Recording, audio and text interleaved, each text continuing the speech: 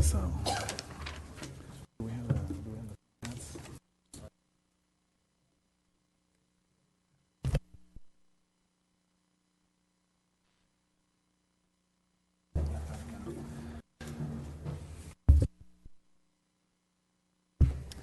All right, good evening once again. I'd like to open up the agenda, the Ballpark City Council special meeting, September the 21st, and the time is 7:20. I will open up that council. However, let me get back over to the, at this point, we're going to go ahead and take roll call. City Treasurer Maria Contreras.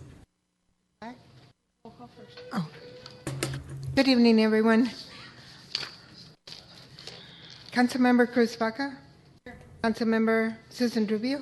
Present. Councilmember Ricardo Pacheco. He'll be here momentarily. Mayor Patem Monica Garcia. Here. Mayor Manuel Lozano. Present. Thank you very much.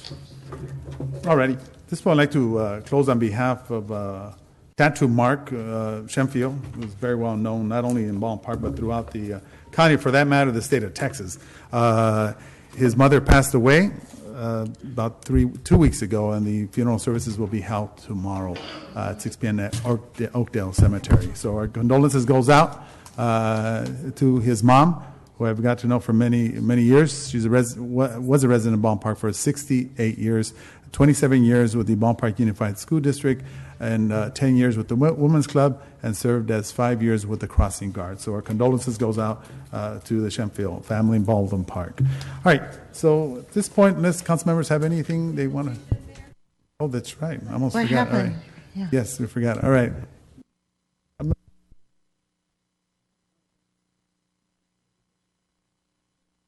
All right, at this point, I'm going to ask everyone to please stand. Those that are able to stand. We're going to have Council Member Cruz Baca lead us in an invocation.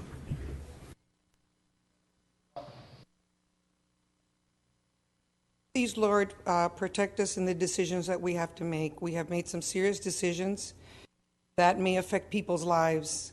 We just want for all our staff and everyone to be safe and to realize that the decisions are tough to make. Please guide us as we go along on our journey, and thank you for all our officers and all our people who keep us safe throughout in the streets throughout the city. I'm sorry. Thank you, Lord. We say this in your name. Amen. Amen. At this point, we could face the flag as we salute it. Please place your right hand over your heart. Ready, begin. I pledge allegiance to the flag of the United States of America and to the republic for which it stands, one nation, under God, indivisible, with liberty and justice for all. Thank you very much, and good evening. We do have a presentation this evening.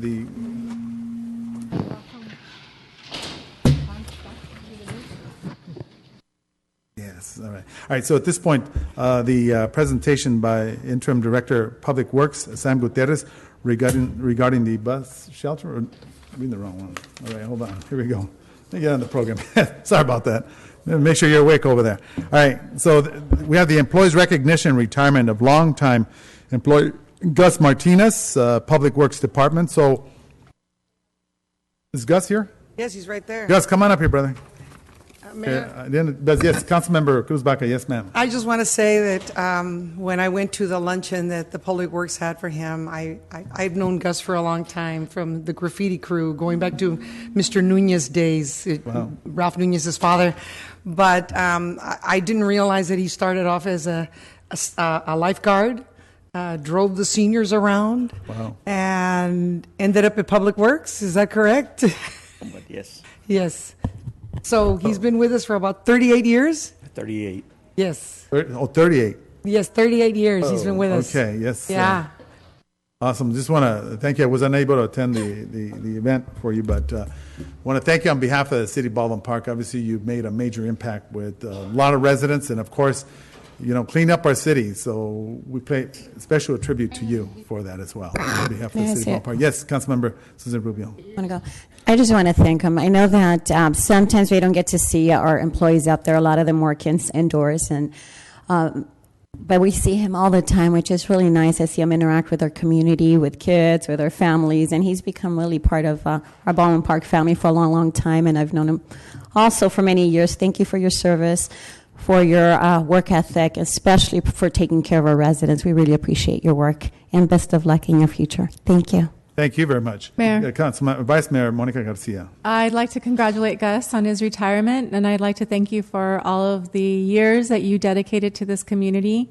I know that you took great care when you would go out and remove that graffiti, and when you would, match the paint and making sure that it didn't look obvious that there was graffiti there and you were patching it. So just that pride, want to thank you for going that extra step for our community. And all the best to you in your retirement. Thank you. Mayor, may I say something? Yes, absolutely.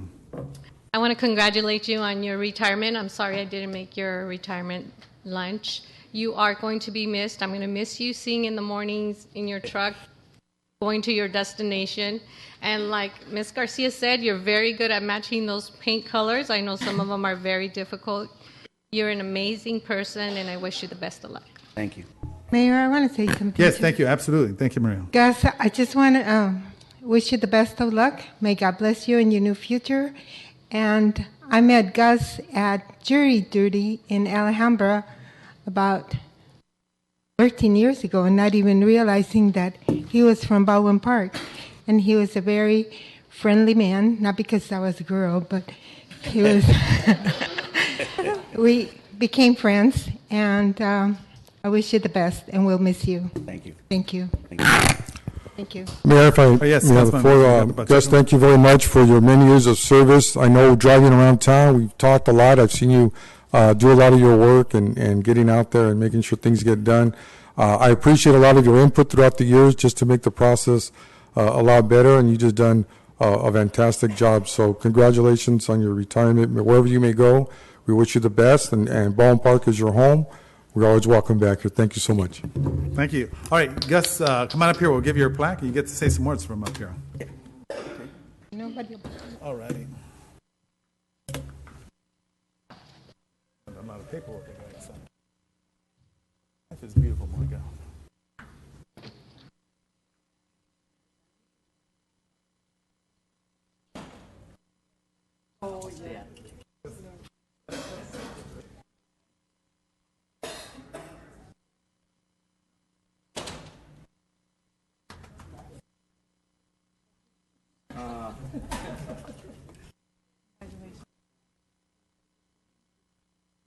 Okay, Mr. Gustavo Martinez, we have a plaque that reads, Senior Maintenance Worker, Public Works Department, Graffiti Crew, from January 1982 to August 2016. Wow, that's awesome. In recognition of your 34 and a half years of outstanding dedication and leadership to the city of Baldwin Park, we commend you for the unconditional commitment you have given your supervisors, colleagues, and residents. We wish you a happy retirement. So on behalf of the city of Baldwin Park, we present you with the symbol, the plaque that represents the city you worked for so many years. Thank you so much.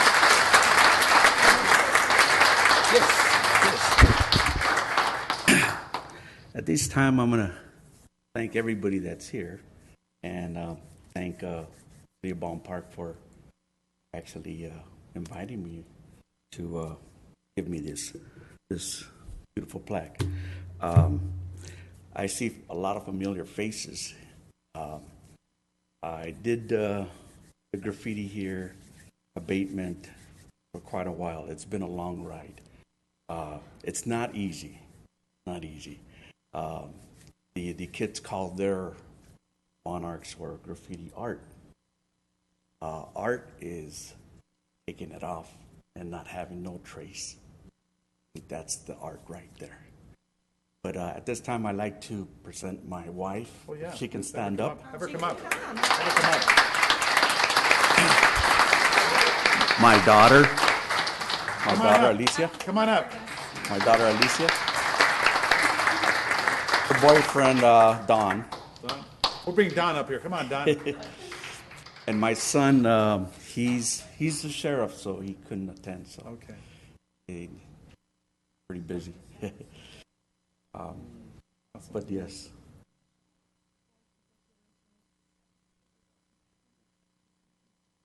Like to see you again. Congratulations. It's good to have you. Let's get a picture of you guys. Bring your plaque over here. Oh, Maddie, you got that one too? There we go. It's out. Okay. Bring your wife. Where's your wife? Has your wife stand over here next to you. Come on over here. Stand right here. With your family.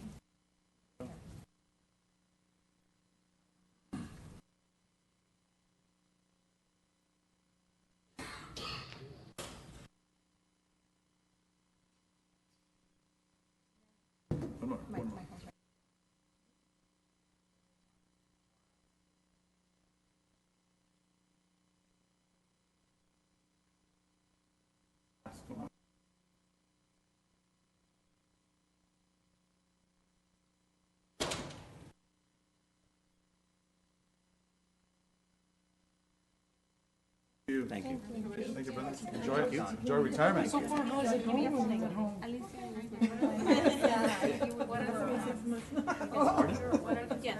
Oh, so many plans. Work on the house. Yeah. That's one of the major ones. You deserve it. Thank you. Yeah, Go I'd like to ahead. say a little bit more.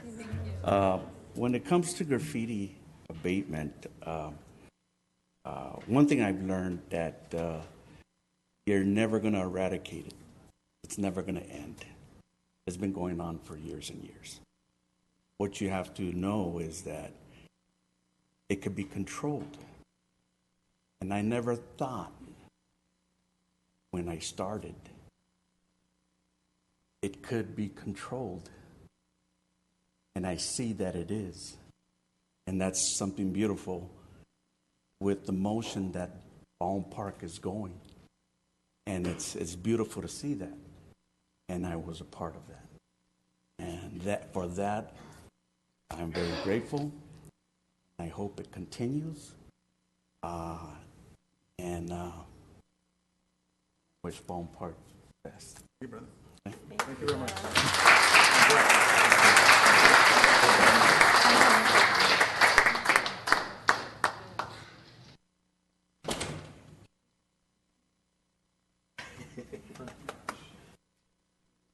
Hey, there you go. All right, the next one we have a farewell certificate recognition to Public Works Department Assistant Jesus Sainz. So is he here? Oh, come on up here. Let's bring him up here.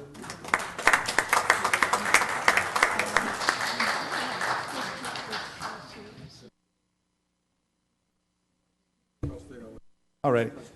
All right. Jesus Sainz is a resident of the city of Baldwin Park, and he has also a graduate bachelor's in civil engineering. So I want to thank him for being part of the city of Baldwin Park. This is the beginning. Hi, brother. Yes. Are you junior? Okay. All right. Yes, sir. Here. Okay. So I just wanted to recognize Jesus Science because there's not a lot of Latinos in engineering. He went through a 4-year. He's a graduate. Went to Cal State LA for 4 years and finished his civil engineering degree. And in the meantime, he worked here in Baldwin Park in the engineering department and got enough skills. And he applied to the Department of Water and Power for the city of Los Angeles, a very prestigious position and a very competitive position today. So I know he went up against a lot of other engineering candidates, and he came out as a successful candidate, and he's working in construction management projects. So I just wanted to recognize him and wish him well, and continue on doing well in your community. You're also married and have good job.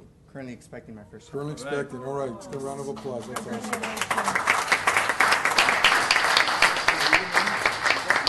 Absolutely. So it's just a certificate of recognition for Jesus Science for his Public Works Department Assistant, February 2016 to August 2016. The City Council appreciates your unending commitment to the City of Baldwin Park. You have been a great asset to the Public Works Department and the entire community. We thank you for your dedicated service and wish you the best in your future endeavors. Presented this day, 21st day of December, by Mayor Lozano, Mayor Pro Tem Monica Garcia, Councilwoman Cruz Baca, myself, Council Pacheco, Councilmember Susan Rubio, our City Treasurer Maria Contreras, and our City Clerk Alejandra Avila. Thank you very much. In the family. Pásale, Jesús. Con ánimo. You want to say some words? Sure. ¿Tu esposa? Yeah, she's coming. All right. Well, first of all, let me start off by saying thank you. This is such a great honor. I'd like to thank all my family, especially my wife, who's been extremely supportive through this whole process. I'd like to thank all the city staff as well. I've worked with many different departments on many different projects, and all these projects have helped me grow as a professional and into the person that I currently am, and got me to my current place. Finally, Mr. Sam Gutierrez. I actually started off here as a volunteer August of 2015. I left a full-time position. I didn't really know what to expect. But I mean, I got lucky. I came in, I met Sam. He helped me grow and learn much faster than I ever thought would be possible. And I mean, honestly, Sam, I'd like to thank you for everything Sam. you've done for me.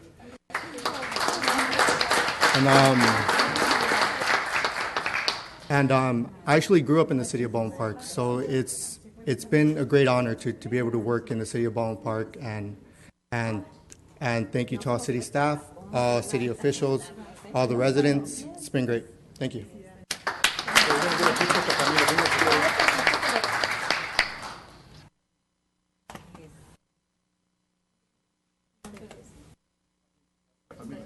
Next to your wife.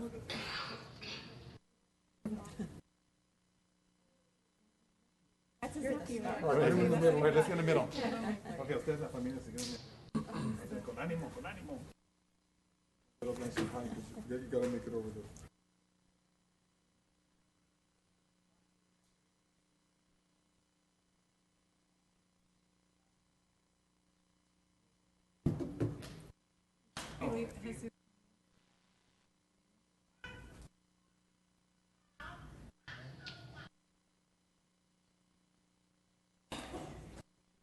Come on, Sam. Sam should be in the picture. Sam, I am. I mean, he was such a mentor. Mayor, I'd like to ask Jesus' nephew to join us because he's one of the most excited for him about this presentation. So please join us out there. He's in the back clapping. Yes, look at him. Look at him, how cute.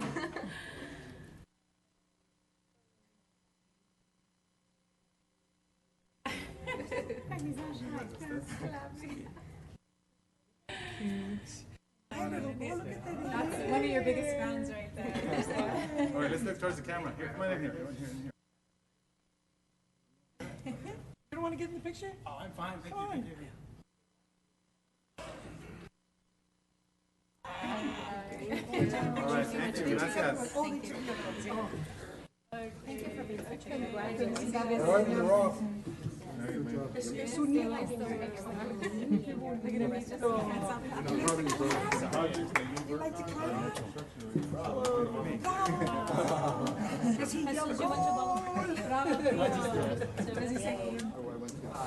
Not yet. Mom and Daddy. You will in time. Oh, he's tired.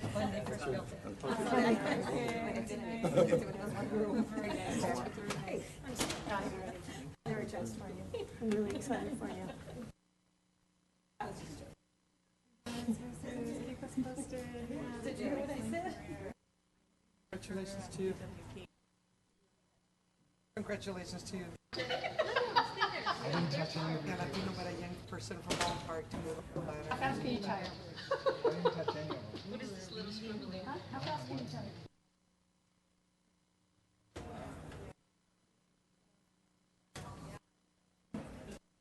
All right, keep us posted on your exciting times.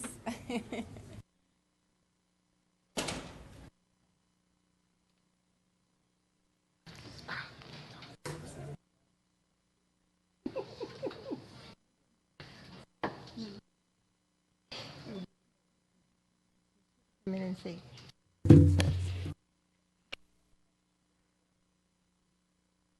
All right, real quick, let me just acknowledge some of the dignitaries that are here. We have Mr. Santos Hernandez, Ballpark Unified School District, also Carlos Lopez, Ballpark Unified School District.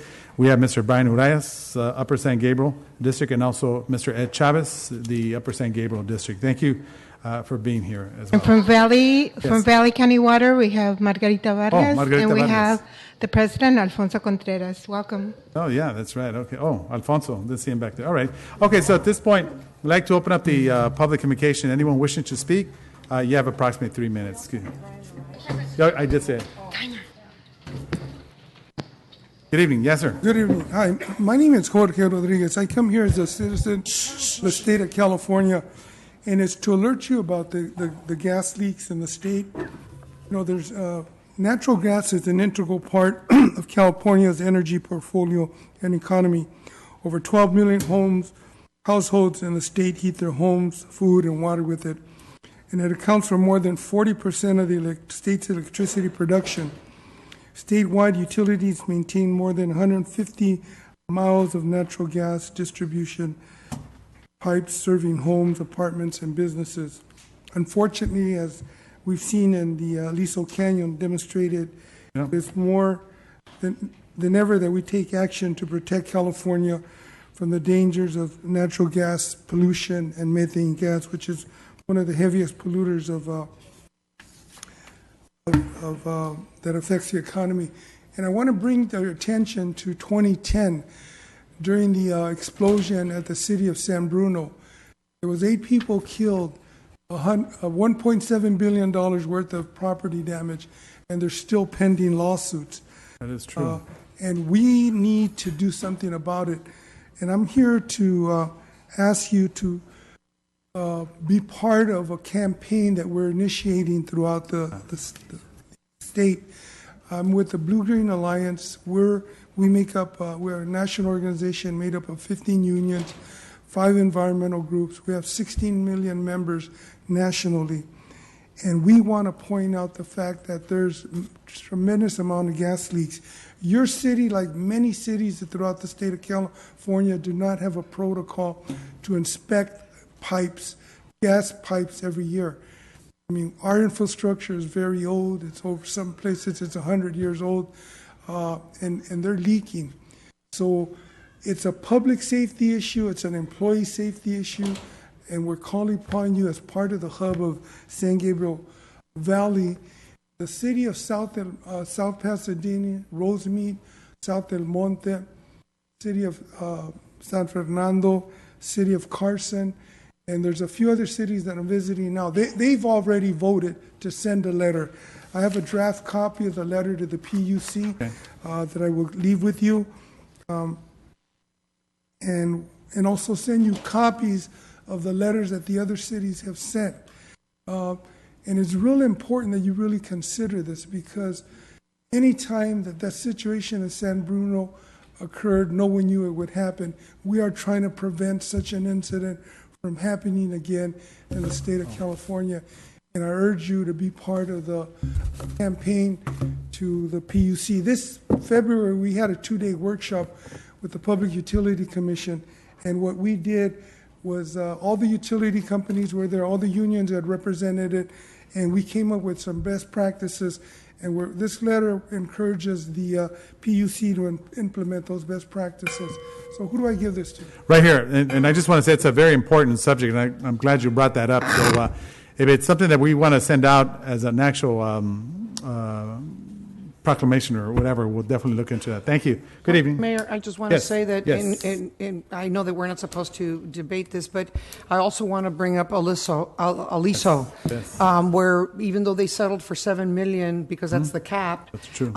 the residents there, because I'm familiar with that area, they're still having issues about moving back into their Big time. homes. That's right. All right. All right, thank you very much. All right, we're going to go ahead. Hello, ladies and gentlemen, council, Baldwin Park residents, and the news media finally game. I think you city council people have to understand that where do you get your income from? You've yet to tell us. We ask you, and you come up with these, I don't know what you want to call it, but but you don't come up with any answers. You, as mayor, should have more direct answers than the rest of the council. What do you do when you leave here? Do you forget this city, or do you work for this city? You work for 75,000 people here. And let me tell you, you got a whole bunch of us that are unhappy with 3 of you people up there. The banner that we put up there, did it hurt anybody? Did it get out of the wall and jump on any of you council people? That's our freedom of expression. You as a mayor should understand that more. Well, no, let me rephrase this. You as a lawyer should understand that. That's a freedom of expression. We have the right to tell you people you're doing the wrong things. I know you don't like it, Mayor, because you figure he don't know what he's talking about because you come up with that excuse every time I argue with you. You other council people, what do? You don't do anything. You don't do anything. I've yet to see any of you walk into my neighborhood. I'll tell you where it's at, on the other side of the freeway. The only time you go there is to get somebody a placard, or somebody offers you a placard. Get off the bus and walk through this city and correct all the wrong that's in it. Jiminy crickets, what's wrong with you guys? You have a tombstone out there off the Baldwin Park Boulevard. You can't even see it. You come off the freeway and you look and there ain't nothing there. You can't see it. You guys don't do anything to represent this city properly. 2 people have tried very hard, and they'll try again today, and they'll try next time, and on and on. You people got to get off your lazy buses and start doing things for all of us, all 75,000 or 90,000 or whoever amount live in this city. That's who you work for. If you don't like that, pack your gear and get out of our city and let somebody else that will work for us. And you as a lawyer, you should know better. That banner didn't hurt anybody. Because if it would have, we'd have all been out of here by then. And I'm sure glad the media is here, Mayor. You can tell them why you had the banners taken down. I know. You won't tell nobody. All you did, talk to the lawyer, tell him, I want that out of here. Or the police captain or whoever. Oh, my God. All right, thank you. Good evening. All right, moving on with public communication.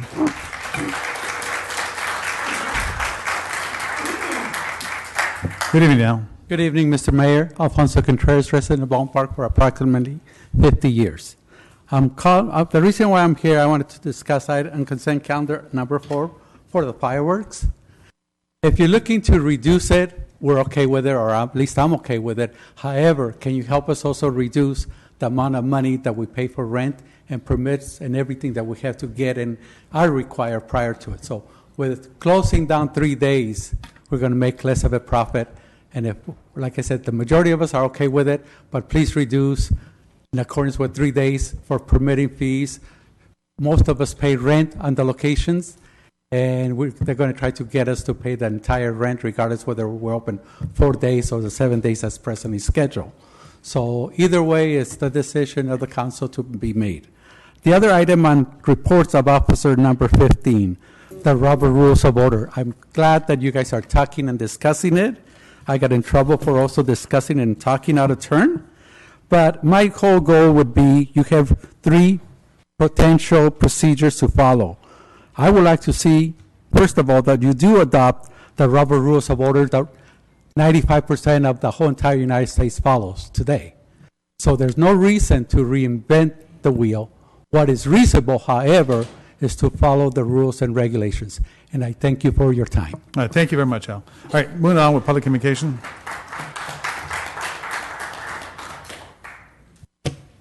Hello, good evening, Tony Gonzalez, Sierra Vista Wrestling and Tough Kids Wrestling Club. Kind of want to speak again about the amendment for the fireworks stand. So kind of different take on than what the gentleman before me just had. The 7 days that we have is critical for us. It's the only way we fundraise. And I'm a volunteer. I've been volunteering this whole time. To take away that time and the income, now it's going to make me have to go outside and look for fundraising elsewhere. I don't have the time to do that. So I would hate to see us being having to shut down or not provide for the kids that we do, the things that we do, because we don't have the funds. Not sure what the reason behind wanting to go to 4 days from 7, but if you guys can take a look at it in terms of the amount of money that we raise, just alone on those days, those first 3 days, we make about $4,500. So that's where it's a loss on our part. So if you guys can take a look at it, I'd appreciate it. Really, that's all I needed to say on that. So thank you. Thank you. Continue doing a good job. All right, moving along with public communication.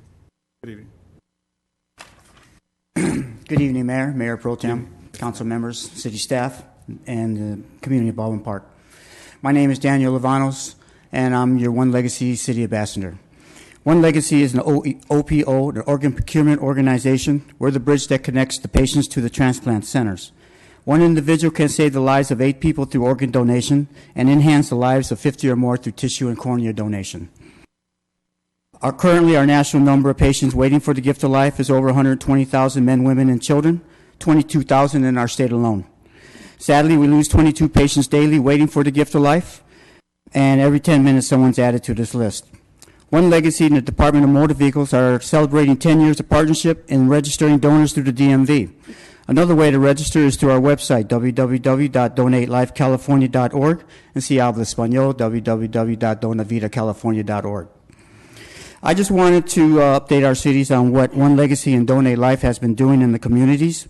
As you know, back in April, our 2016 Donate Life Run Walk at Cal State University Fullerton campus was successful in community support in the importance of organ tissue and eye donation. Rain or shine, nearly 14,000 participants came out in support of our donors and donor families, thanking them for the greatest sacrifices of losing a loved one, but saving many others in their time of need. I am also excited to announce that Guinness World Records was also in attendance to set the new world record for most organ transplant recipients in one location. That is 314. Also, One Legacy ambassadors collected over 145 city proclamations, with many civic leaders, state officials, and Orange County officials in attendance. This past June, Donate Life Transplant Games of America were held in Cleveland, Ohio. There were over 6,000 participators in 21 different sporting events, ranging from badminton to track and field. There were other events for the non-physical, like Trivia Challenge, Texas Hold'em, darts, and the cornhole toss. California sent 2 teams, Team NorCal and Team SoCal, were among 44 other teams across America, with Puerto Rico and Australia joining in on the fun, competing for gold, silver, and bronze medals. This event is open to organ, tissue, and eye recipients, with donor families placing winning medals around the athletes. I am a liver transplant recipient. I received my gift of life on December 27th of 2003, the greatest gift I ever received from a stranger. I'm also a member of Team SoCal, who had won 3 medals in these games. Sorry, I didn't have them ready. Okay. But I got 2 bronze and a silver.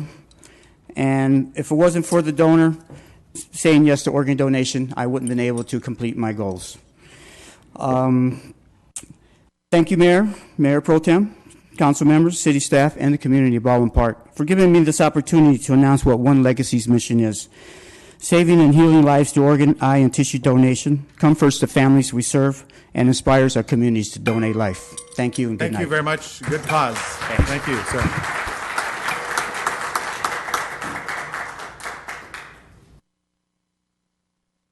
Good evening, Mayor. Good evening, Council. Rose Hernandez, Treasurer of the Baldwin Park High School Band Booster Club and a Baldwin Park resident for 20 years. I'm also here to speak about Article number 4, the amendment to the sale of the fireworks stands. We do generate a lot of sales for 7 days, and as you know, many of us nonprofit organizations, we support our community here in Baldwin Park. We support the youth, we support our high school, and we support other smaller nonprofit organizations for other reasons. The 7 days, cutting it down to 4 will impact sales. We rely on those first 3 days to kick us off. Basically, those first 3 days go back to paying all of the fees that we pay for rent, all the little things that TNT Fireworks charges us for, such as fire extinguishers, licenses fees, and merchandising. However, increasing the fine, I believe, is critical. If we impose a stricter fine on those selling illegal fireworks and igniting them as well, I believe that maybe we can crack down on having our stands be supported more. You don't know how many times we have people coming to our fireworks stand wondering if we're the ones selling them as well. When we say no, we don't sell those, they're like, well, why would I spend $50 on things that are going to explode on the floor where I could go buy it around the corner and have a real good show? So those people that are selling the fireworks, they're the ones that are impeding us from making, for raising funds for our organizations. So I believe that maybe a stricter fine should be implemented. If maybe we reached out to other communities and see what kind of fines or how they're cracking down. The City of Industry Sheriff's Department, I know that they're doing a very good job in their surrounding community, cracking down on the sale of illegal fireworks. And maybe if we reach out to the companies that we're representing as well, to see how they would support the city and helping us crack down on the sale of illegal fireworks and what they recommend. All right. Thank you very much for your time. Thank you very much. Okay. Moving along with public communication.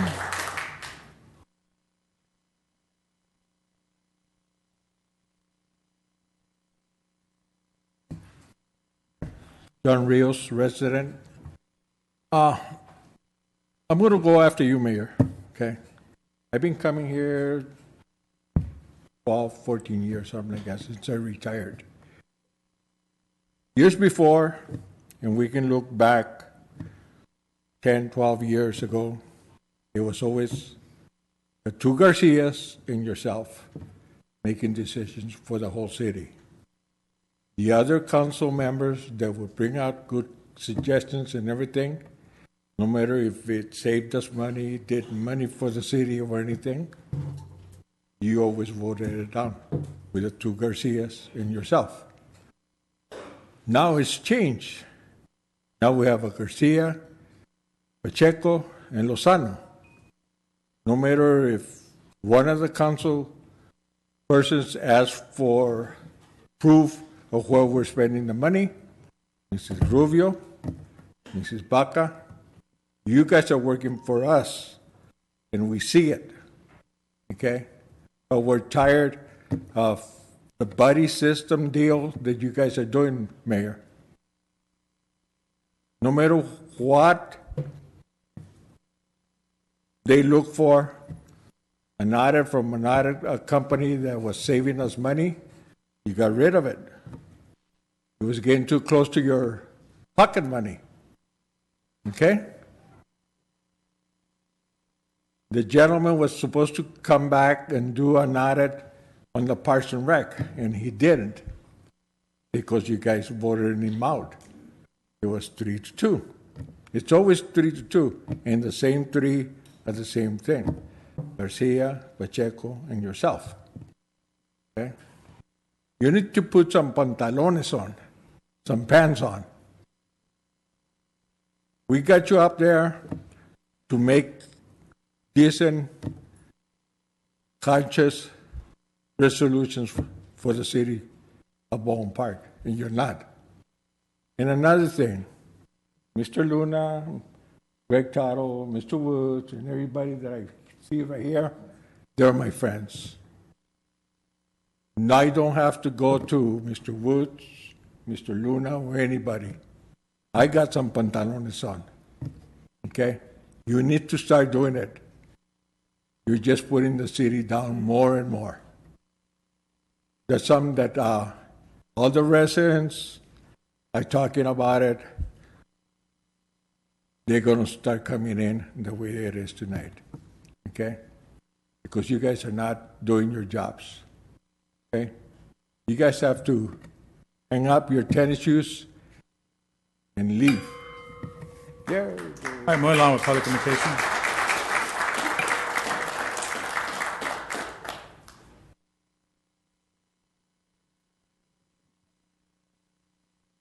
Good evening, Ken Woods. I'm a very concerned citizen. Nice to see everybody's here.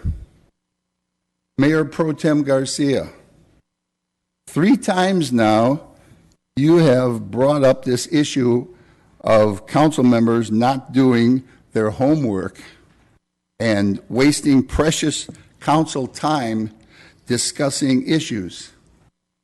You talk and talk and talk and talk and talk and talk about wasting time talking.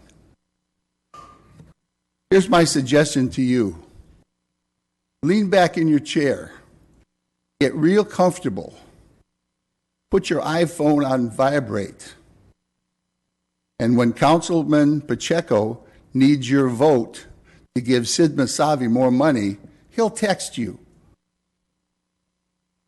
Councilman Pacheco, you know you're a lot of things, but after your rude and unprofessional behavior these last couple of meetings toward our two council members, Baca and Rubio, there is one thing you are not. You are not a gentleman.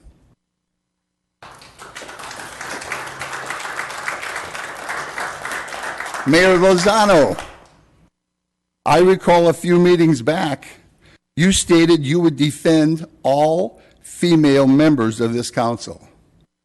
Well, that didn't last very long, did it? And you continue to vote with your two cohorts, who, by the way, don't know right from wrong. You vote in favor of any item they bring forward, no matter how it affects our tax-paying citizens. In my opinion, you are a coward. Thank you. Okay, move along.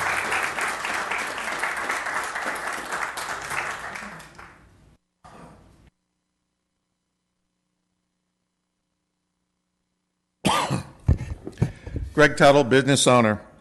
I'm going to tell a story about corruption, a story of Ricardo Pacheco. The story starts in the beginning year of 2014, about mid-year. Pacheco secures a job with South El Monte from his buddy, the now convicted mayor, of bribery charges. In turn, Ricardo Pacheco gets the mayor's daughter from South El Monte a job through Miss Hernandez over in Parks and Rec. This is the mayor's daughter, Nina. Pacheco is now working with his buddy Masavi in South El Monte. Sid Masavi raking in the money over there. They were surprised when I was over there. I know you've all seen the video. Over $300,000 in a small little community at 20,000 people. Really amazing. Along with this thing in South El Monte, Pacheco enters into deals with Gentry Brothers Incorporated doing capital improvements for street paving. Halfway through 2014, Pacheco takes one of the owners, Wayne Gentry of Gentry Brothers, and convinces him to have his sons open up two corporations, one in Upland, one in Rancho Cucamonga. They call it Gentry General Engineering Incorporated. Now with the new company, Gentry General Engineering Incorporated, who filed incorporation papers around April 2015, submitted a bid to paving streets here in Baldwin Park. This company is less than a year old and barely had any kind of experience, period. With the help of the buddy Pacheco, they submit a ridiculously low bid by over $100,000 under everybody else that was a competent company. With Pacheco's help, the sons Gentry Brothers Incorporated got the bid, and now what's going to happen is they'll sublet to Dad's company to do the paving. Pacheco was given the consulting fee for settling the deal up in Baldwin Park and shared with Lozano and Garcia. These are how our corrupt city officials, the three amigos, get their money, besides getting paid their regular pay. Pacheco is now being investigated by South El Monte also for conflict of interest now because it could cost the city of South El Monte state and federal funding for the conflict of interest, which is going to be investigated over here. And Mayor, you know, you made a comment about my ex-wife the other night. I had a little talk with your ex-wife, Arcelia Ruiz. She said you did the same thing. You ran off a man with another man. The one that you got that house for half price over here on Kin Oak. I talked to her about that. Very strange. Thank you. Very strange. very comical guy. All right, moving along with public communication. Thank you.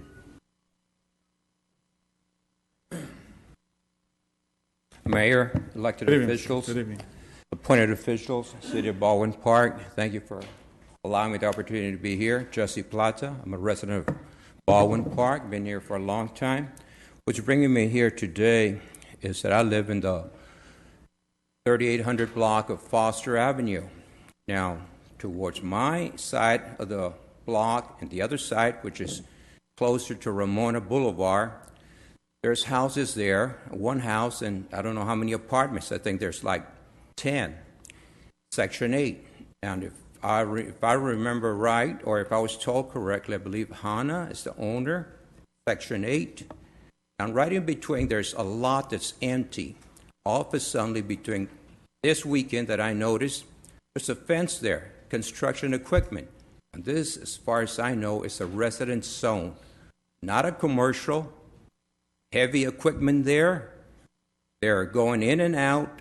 Now, if something had changed, I would like to be informed about it before it takes place. And if they have permits to be operating that, are they paying their fair amount of taxes? Because for them to just turn a vacant lot and say, this is what we're going to have, it's not correct. Now, I took a few photos, and I am surprised that somebody else said it a little bit different. I don't know really if my elected officials ever drive around the city and notice what's wrong. Now, what I pointed out right here, it's right on my block. Mm-hmm. I could bring you two other addresses that say almost the same thing's going on, where somebody has gone and opened up a business on a residential, violating laws and everything. One of them has put in a garage, and by the amount of cars and everything that they have on there, and without proper facilities as far as the floor, they're contaminating the ground or water. Now, and if I know that I can't take them up there, but I would like to leave some pictures right here. We'll get to the city clerk, Mr. Pass Plata. them around. Yes, sir. Same copies.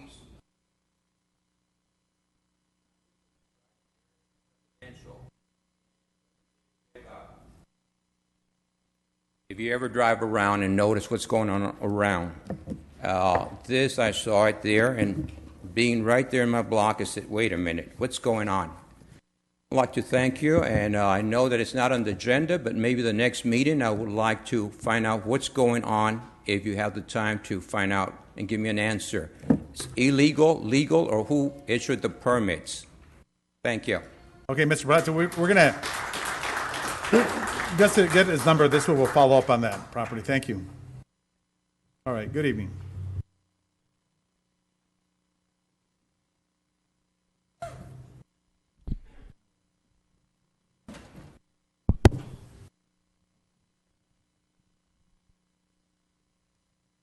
Can you stop my time, please? I'm waiting for them to pass out the copies. Okay, that's fine.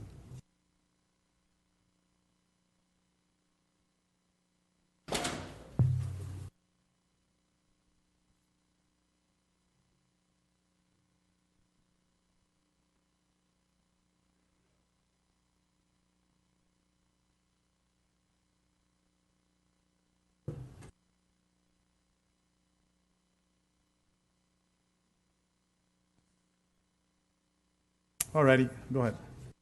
Hi, Danny Damon, resident. I'm here to ask questions again. You guys have seen me up here several times, and I have not had any of our questions answered. Now, I provided you guys copies here. What you have in front of you are 3 invoices from infrastructure engineers known as Advanced Applied Engineering and AAE Incorporated to the city of South Amani. First invoice dated 29th of February 2016. Description reads, CIP project engineer. Finalize contract documents and deliver to Gentry Brothers, 21 and 24. Meet with Ricardo Pacheco to discuss CM work plan. Second invoice dated 31st of March 2016. Also from Infrastructures to South Amani. Description reads, capital improvement project, site visit and coordinate with Gentry Brothers and Ricardo Pacheco. Coordinate notice to residents and prepared status report. Third invoice you have is from April 30th of 2016. This is also a capital improvement project. to the site visit with Gentry Brothers and Ricardo Pacheco, prepare weekly status report, and reviewed approved invoice number 1 and 2, provide certified payroll to IRMA, and investigate ADA access at all driveways. The third page that you have there, or fourth, is from Transparent California, and that shows that Ricardo Pacheco is an employee. He's a part-time project administrator in the city of South Amani. This was from 2015. The last page you have is the minutes from the January 20th, 2016 council meeting here to award the contract to Gentry Brothers Incorporated in the amount of $1,505,870. And as you can see, Ricardo Pacheco voted yes on this. My question is, if he is an employee in the city of South Almonte, and he's he's overseeing these projects, and he's on these invoices with infrastructure engineering, overseeing, I don't know if it's overseeing Gentry Brothers Incorporated, why is he not abstaining himself from awarding these contracts to these contractors in our city where he is the councilman? These are questions that we want answers, because now we know why you guys are voting the way you're voting, and you guys are misspending our taxpayer money. We don't want the same thing to happen that happened in 2003 in Southgate, where he had to resign and had a severance of $95,000 right before everyone ended up in jail. This needs to be investigated. We need this investigated because this is not a political issue. This is about doing what's right for each and every single resident of this city. You can't choose and pick who you want to represent. There's approximately 80,000 of us here, and you guys need to represent each and every one of us the same. So when we come up here and ask questions about why our taxpayer money is being given to these corporations, we want answers. We don't want to be directed to the directors. They're not the ones making these decisions. You guys are. You guys were elected as the council members and as the mayor, and we want you to answer all of our questions. We're all here. Answer our questions, please. Thank you. Thank you.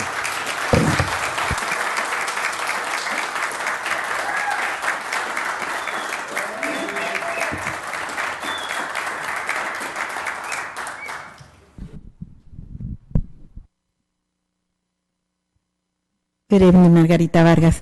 I'm just here to talk about the parliamentary procedure rules, and I just, as Mr. Contreras, agree that you should adopt the Robert Rules of Order, because I think all of you know them already, and you even used them before. And if you can read on the minutes of the council when Councilwoman Garcia referring to the Robert rules, when remember when they left early, and she mentioned at the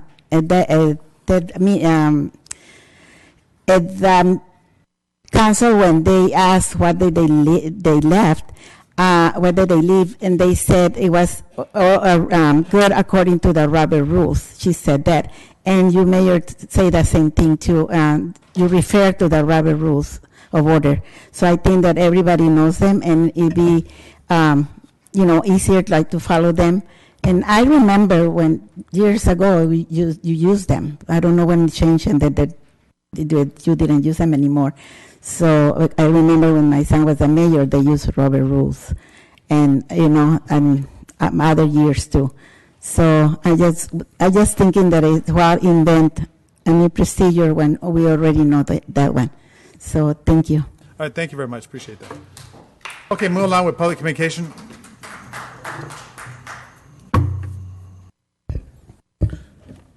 Good evening, council members and mayor. My name is Roman Rodriguez, and I'm a lifetime resident of the city of Baldwin Park. I'm here tonight to speak on the issue of conflict of interest. It has come to my attention that Mr. Ricardo Pacheco has consistently and notoriously abused his authority as a representative of the city of Baldwin Park. Mr. Pacheco has knowingly approved and voted several contracts and agreements with the subsidiaries of AAE. The fact is, Mr. Pacheco never reclused himself or abstained from voting, which is a clear violation of California FPCC rules and demonstrate his intent to conduct himself in a manner that brings shame on the community, my city of Baldwin Park. He did this over and over and over again. Working working and demonstrating that he had a vested interest in seeing that both Gentry Brothers and Advanced Applied Engineering acquired city contracts that use city, state, and federal monies. By the approval of these contracts, it demonstrates that Mr. Pacheco clearly has an interest in them. My question to you, Mr. Pacheco, why didn't you ever come forward and address these issues or your relationships with the taxpayers and the public? At the last city council meeting, you talked about being transparent. However, you were never transparent with us, the taxpayers and the voters and the community. You never submitted anything on your 700 forms. You never publicly stated that you are in a professional relationship with these contractors. But there you are on the invoices on the city of South El Monte. Because of your blatant abuse of power, I ask for your resignation and to step down as council member for the city of Baldwin Park.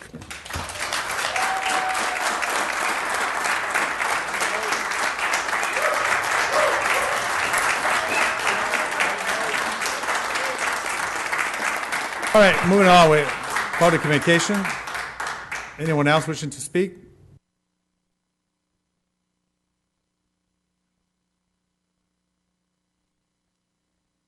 Good evening, Mr. Mayor, members of the council. My name is Sid Musavi.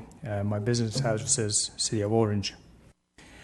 I've been working for the City of Baldwin Park in various capacities for the past 30 years, and therefore Baldwin Park is like second home for me. I have always deeply cared for the well-being of the city. Unfortunately, during the last few months, there have been inflammatory allegations about our company and assertions that we have not provided equitable engineering services to the city. I am here to report to you that all allegations are lies, false information, or untrue statements. For example, there is absolutely no working relationship between our firm and Councilman Pacheco and or Gentry Brothers. We have never hired Mr. Pacheco or never hired Gentry Brother for any services. As a city engineer for the city of South El Monte, our staff had to work with the city's employees and city's contractors. In 2014, the City of Baldwin Park issued a proposal to select consultants in order to facilitate delivery of the projects to the community. Upon evaluation of the firms, 3 companies in 3 different disciplines were selected, and we were one of those firms. As a result of the contract, we were able to start working on some of the smaller projects. Subsequent to that, City Council increased the authority of the directors for all 3 firms in order to expedite some of the larger projects as well. Therefore, upon request by staff, we prepared task orders that detail the scope of the work, cost, and project schedule. The task orders were reviewed and approved by city staff. Every project that has been assigned is properly documented, both by city staff and our project managers. We are normally told that engineering projects are not exciting, and therefore generally there are not much of interest to hear their details. However, to our delight, it appears that there are a lot of interest in details of the process and products that we are completing for the City of Baldwin Park. Therefore, we're working with staff to make a presentation to the council at the October 5th meeting with details for every project that we have assigned in 2016, funding sources, project schedule, deliverables, and all relevant information will be presented.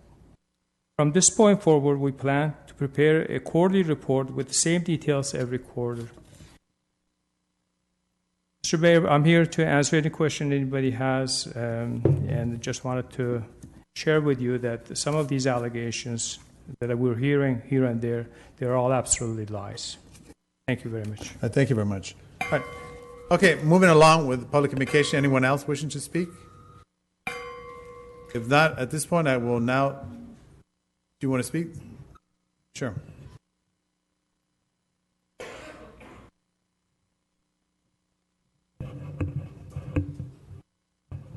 Good evening. My name is John Garcia.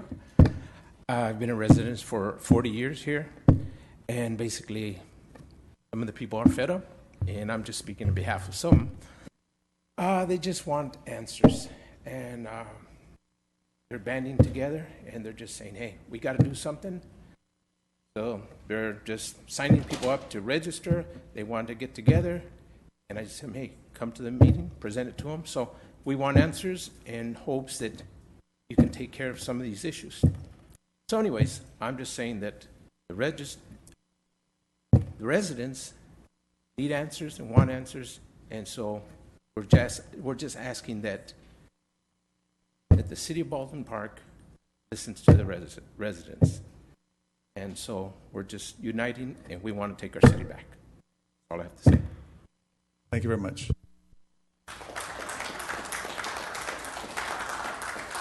All right, anyone else wishing to speak on a public communication?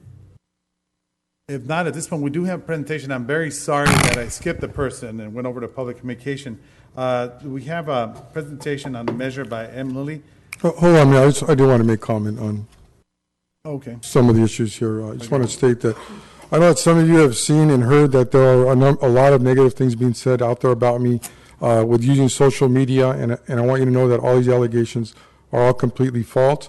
They're being spread by my political opponents, including Danny Damien, who ran against me in the last election and lost, and now he's trying to tear me down with a lot of his false allegations. Mr. Damien is working in support, unfortunately, with my political opponents, Susan Rubio and Cruz Baca. These are all just political allegations designed to ruin my reputation because they could not beat me in the election box. And I invite all of you, if you want any questions. Now, let me just tell you something, okay? Each of these individuals that I'm looking out here, we have Danny Damien in the back, Roman Rodriguez, and all these ran against myself and Councilwoman Garcia. Roman lost really bad in that election, and so did Danny Damien. So now that elections are coming up, they're all coming out here and making all these false allegations. And I know that a lot of you support those guys, so you're all out here making false allegations on the media and so forth. Okay, so you wanted answers today. You heard from one of the owners of the company that have no in any way connected with them. Also, in this here invoice, it's being misread.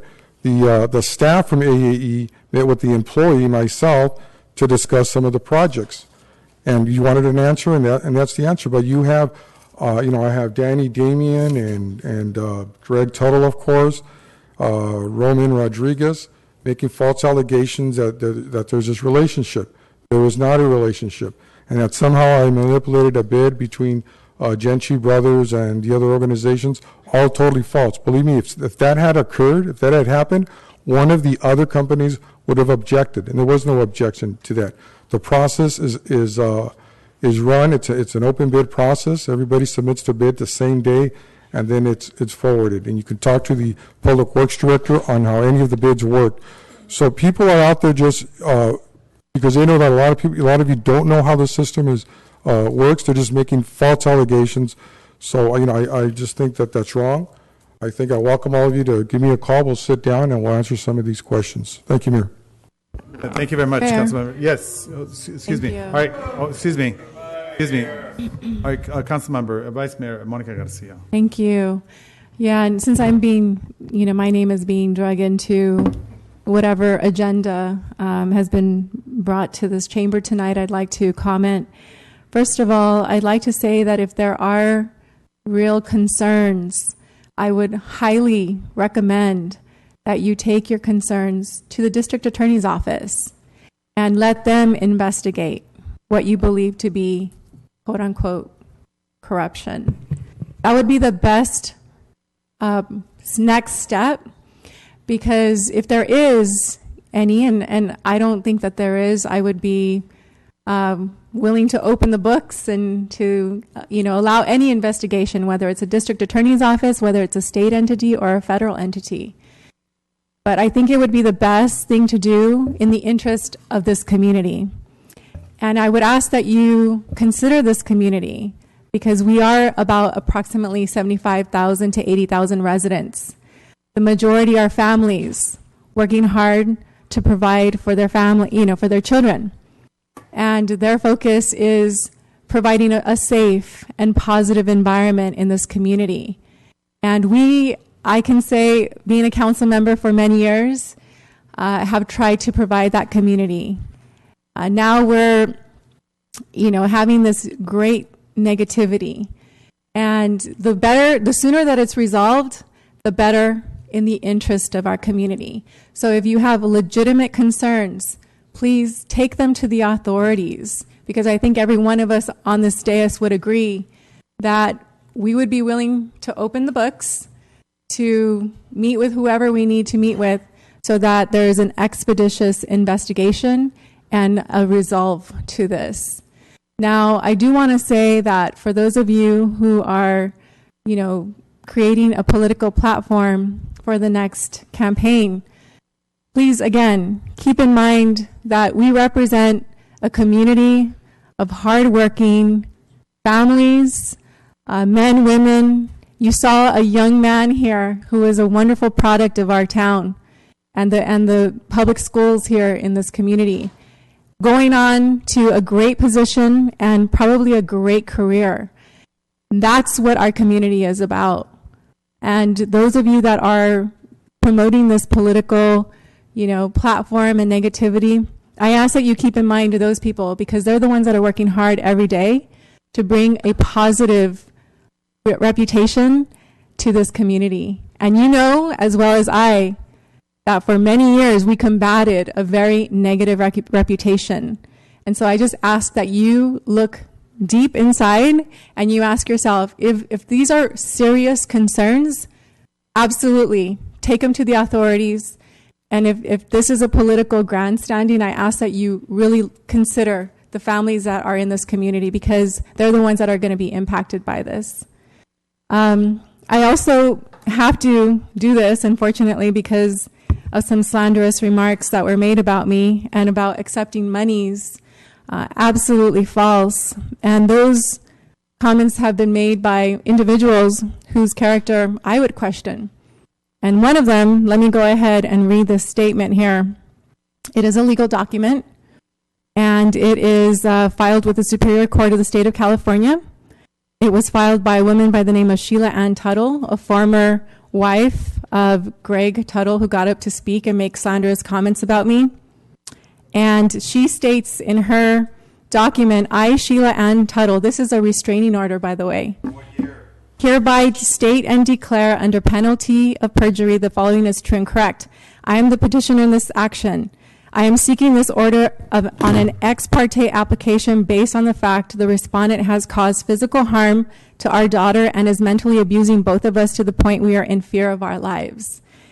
And yes, this was dated several years ago in 2003, but it also speaks to the character of the individuals who are making the comments. And I won't even go into the multiple pages that follow.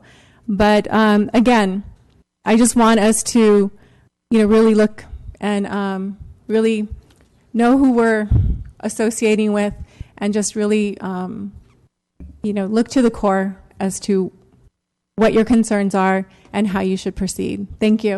All right, Mayor. thank you. Yes. I'm sorry. Councilmember I just have to. It's funny how when allegations are made towards Mayor Pro Tem Garcia, Mayor Lozano, and Pacheco, they're allegations and they're insulting. However, Councilmember Rubio and myself have been up here on the dais when you have accused us, and Pacheco has accused us, of shaking down people to get funds or campaign money for Blanca Rubio's assembly race. So it's okay for you to do it without proof. I have yet to see a developer or anyone that I supposedly shook down for campaign contributions. So it's okay for you to do it and throw all these allegations at us, including Mayor Lozano, who made a comment earlier about a personal lawsuit that I have with my family. It's no secret, Mayor. You don't have to repeat it to the newspapers and everyone. Everyone knows. The police department knows. Everyone knows. They've been to my home about the lawsuit with my brother Tony and my sister Alice. It's not a secret. I haven't hidden it. It's out there for public records for everybody to see that we've been going to the Superior Court back and forth. The proof is in the pudding. Just like I tell everyone else, they've yet to prove those allegations. So if you keep repeating it to people, that's fine with me. But if that's the only thing you can come up with, that's too bad. After all these years of being the mayor in Baldwin Park, and I say that, yes, we are investigating this. There is proof. I spoke to some of the council members.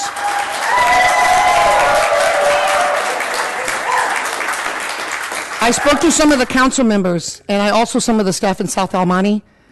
They said they had had a conversation with Councilmember Pacheco, and I believe with you as well, Mayor Lozano. I don't remember, but I believe that they referred that they had had a conversation with you. They are very concerned. They are very concerned about the conflict of interest because these monies that were received from the city of South Almani were federal funds. They believe that they will have to pay back up to $600,000 because there is a conflict of interest because Ricardo Pacheco, our council member, was hired by them and never told them that they were involved with Gentry Brothers and with Applied Engineering. Mayor, I have the floor. I'm going to Councilmember. I am not going to allow her, Mayor, I want the floor because I got to respond to that lie she's making. Councilman, allow her to speak, please. Councilmember Susan Rubio. I just want to speak to 2 points. You know, I did hear Councilmember Ricardo Pacheco speak about a process, the bidding process, and doing it correctly. I just want to invite everyone to listen to previous council meetings. One of my biggest concerns was the public works directors did go through a process of bidding and selected a company, were put on the agenda, and were pulled twice from the agenda. And after being pulled twice from the agenda, we ended up with a different company that wasn't the one that our public works director selected. So yes, there is a bidding process, but unfortunately, it's not followed consistently. Thank you, Mayor. All right, thank you, Councilman. Councilman Ricardo Pacheco.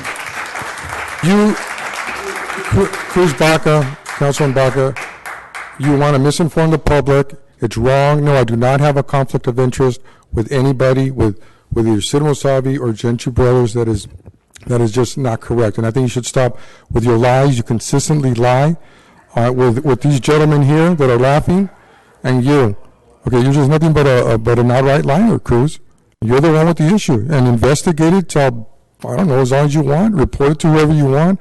But there is no issues there. You won't find any. You can look as much as you want. There's nothing there, Cruz. And I don't appreciate that you consistently go around everywhere else and making up these lies. And that's wrong, Cruz. That's corruption on your part. Mayor, can I just say one more thing? Councilmember, go ahead. And on the dais right now, we heard let's have an investigation. Let's fully investigate it. Councilmember Bach and I have been asking for an investigation for months. Every single council meeting, we've been asking for an investigation. It hasn't been a secret. And we talk about the issues when we have invoices in front of us. We talk about the issue when we can see the dollar amount, when we can see when contracts got signed. We speak with evidence. We don't like to make allegations. And because of that, I think it would be in your best interest to allow us to move forward with this investigation, because if there's nothing there, then I don't think we could just all move forward and do what's best.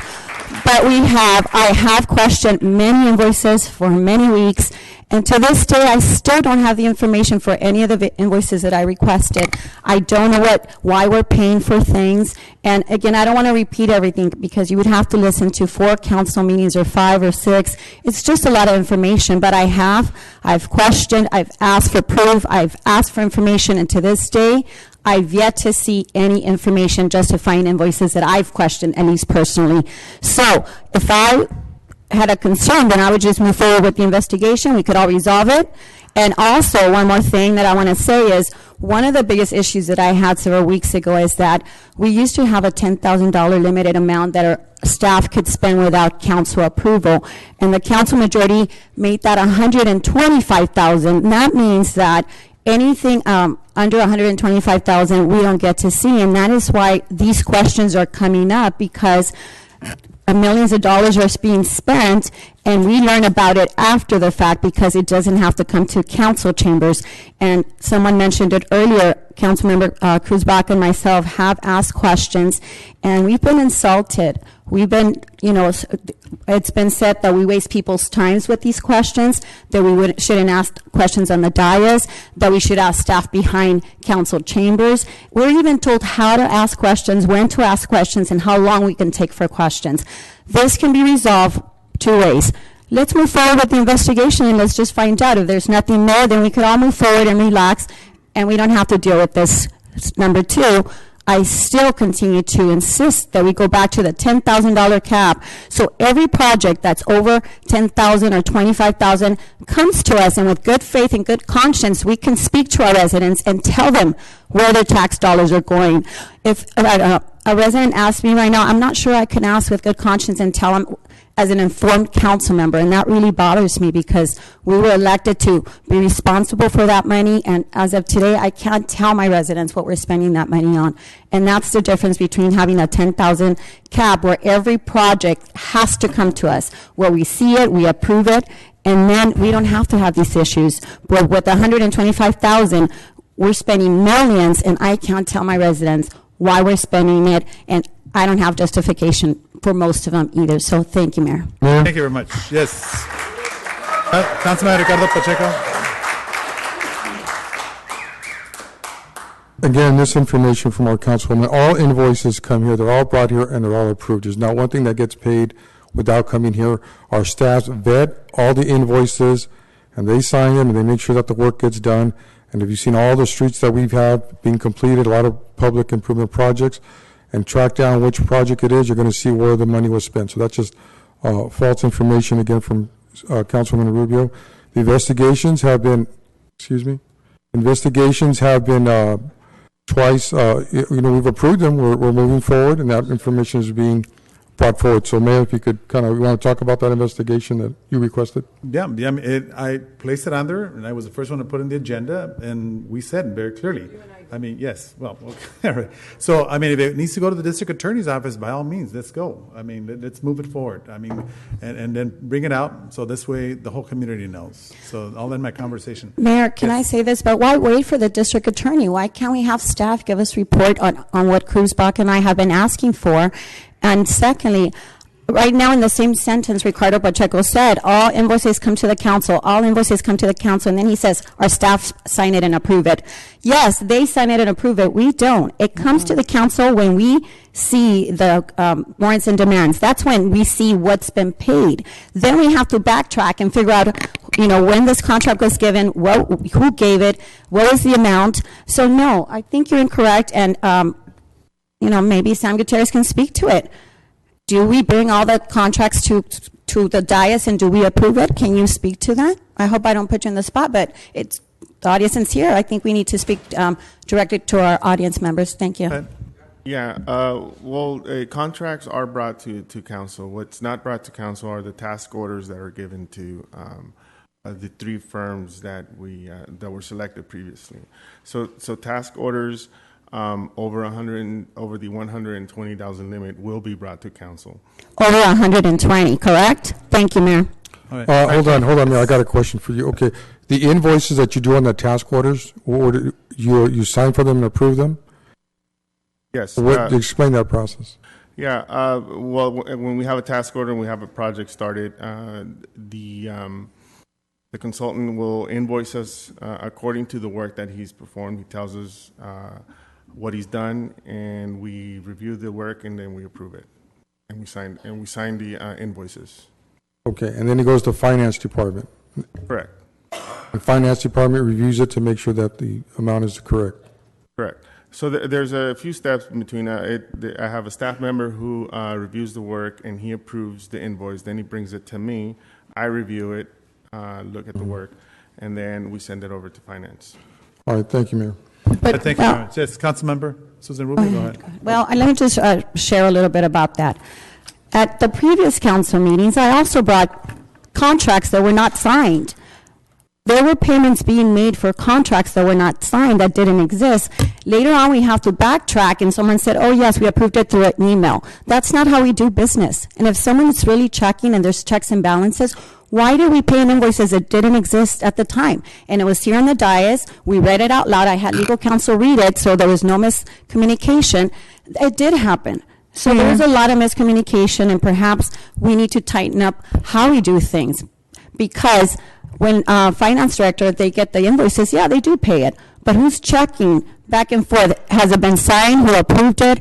And this is not about staff. Let me just say, I've been repeating it over and over again. When you put $125,000 on staff's shoulders, you know, that's a big responsibility. And I keep saying, we got elected to handle and really be good stewards of taxpayer dollars. I want the responsibility on the council. So if anything goes wrong, then we can take the blame. If we're successful, we can take the credit. But if we fail, then we fail together. I keep hearing over and over, well, staff signed it and staff did this. We don't need to keep blaming staff, and we bring the responsibility back to the council. And I'm willing to do it because our residents elected us to take care of that money. So that is my issue. Thank you, Mayor. Thank you, Councilman. Yes.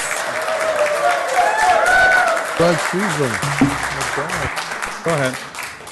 I'd like the CEO to explain to us what happened in the instance that Councilmember Rubio is referring to, and to tell us what has been implemented so that, you know, moving forward. Can you give us a Sure, yes, I can give you a description? brief summary. At the last council meeting, the council actually asked me to investigate this matter, so I'm actually about 99% done with that. I need to interview one additional person. I've gone through a stack of papers about this high, and I'm documenting all the facts. What it appears to be, and it's you know, the investigation is not complete, so I can tell you up to date what I have is it appears that the previous Public Works Director intended to approve what Sam referred to as a task order and sent an email saying, here it is, the task order is attached, the project's approved. The consultant started the work. The consultant sent an invoice in for the work. The staff went through the process that Sam described, and then it appears one of his staff, who he mentioned reviews these processes, said, wait a minute, there's not a assigned task order for this. So the payments were stopped, and the paperwork was done. It was sent back to the Public Works Director, previous Public Works Director, who then signed the task order, and with a date, unfortunately, after the work was started, and then the invoices were processed, and then the information was sent to finance, and then the checks were cut. I've listing all the documents. I'll have them for you in chronological order, and statements from the witnesses, and I'll hopefully have that to you early next week. Okay, thank you. Can I have one more question as a Actually, I'm follow-up? not. Okay. So it sounds like the Public Works Director gave a verbal authorization, but didn't actually sign a document. That's what I'm hearing. Am I correct? It appears that he sent an email and thought he hadn't attached the signed copy.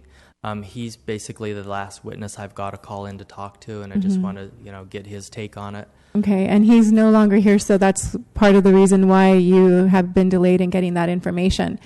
But I think that I wanted to point out that instance it wasn't an intentional. It was, it was an error on the part of our Director of Public Works, it seems, giving verbal authorization. But in your investigation, it would be a good idea to then provide recommendations on how that can be prevented in the future, because we do rely on the competency of our directors and our staff. And one thing that I've asked, of this council is that in advance of the meetings, we prepare as much as possible. So if it means that there are questions, that we meet with you individually, which I've been happy to do. I mean, in the past, I haven't had time recently as much as I did in the past, but I often met with directors to, walk through and better understand. And actually, I do make calls to different individuals to better understand certain issues on the agenda. Because what happens is if we're confused, we confuse the public. And so I've just asked that we prepare as much as possible, and then ask the questions. I mean, if there are concerns, like I said, then bring them up. But it just seems like, we're tearing apart every item. And at that point, we would ask, well, why do we have our staff here? If we're tearing apart every item and they've taken the weeks leading up to the council, or even months leading up to council to prepare those invoices, to prepare those documents, and we're tearing it apart here at the council, and we're staying past 11 o'clock to do this, then I ask, are we really using our time wisely, not only for us, but for staff and for the audience? And that's been my point in the past. So as we've heard, the investigation into that one incident continues. Recommendations will come to this council as to how we will address that moving forward. And, again, we can't be doing all of the work of our staff. That's why we hire very competent professionals. And again, I would go back to, if for months you've been asking for an investigation and one has not happened, I would question what what evidence you really have. Because if I had evidence of corruption and I went to the DA's office and I showed them that evidence, I'm sure if it was legitimate and valid, they would act on it immediately. But the fact that you've been talking about an investigation for months and nothing has happened, then I would question, what your intention is here. Mayor. I think Councilmember Cruz Baca. It fascinates me, and I have to wonder if Mayor Pro Tem Garcia really believes what she's saying. I mean, really, I have to question. First of all, we are not confused. We are not confused. Councilmember Rubio and myself have been through volumes and volumes. The bottom line is that the cap of 120,000 that Ricardo Pacheco spearheaded, and it was authorized by you, Mayor Lozano, and Mayor Pro Tem Garcia. There's a lot of invoices. Excuse me.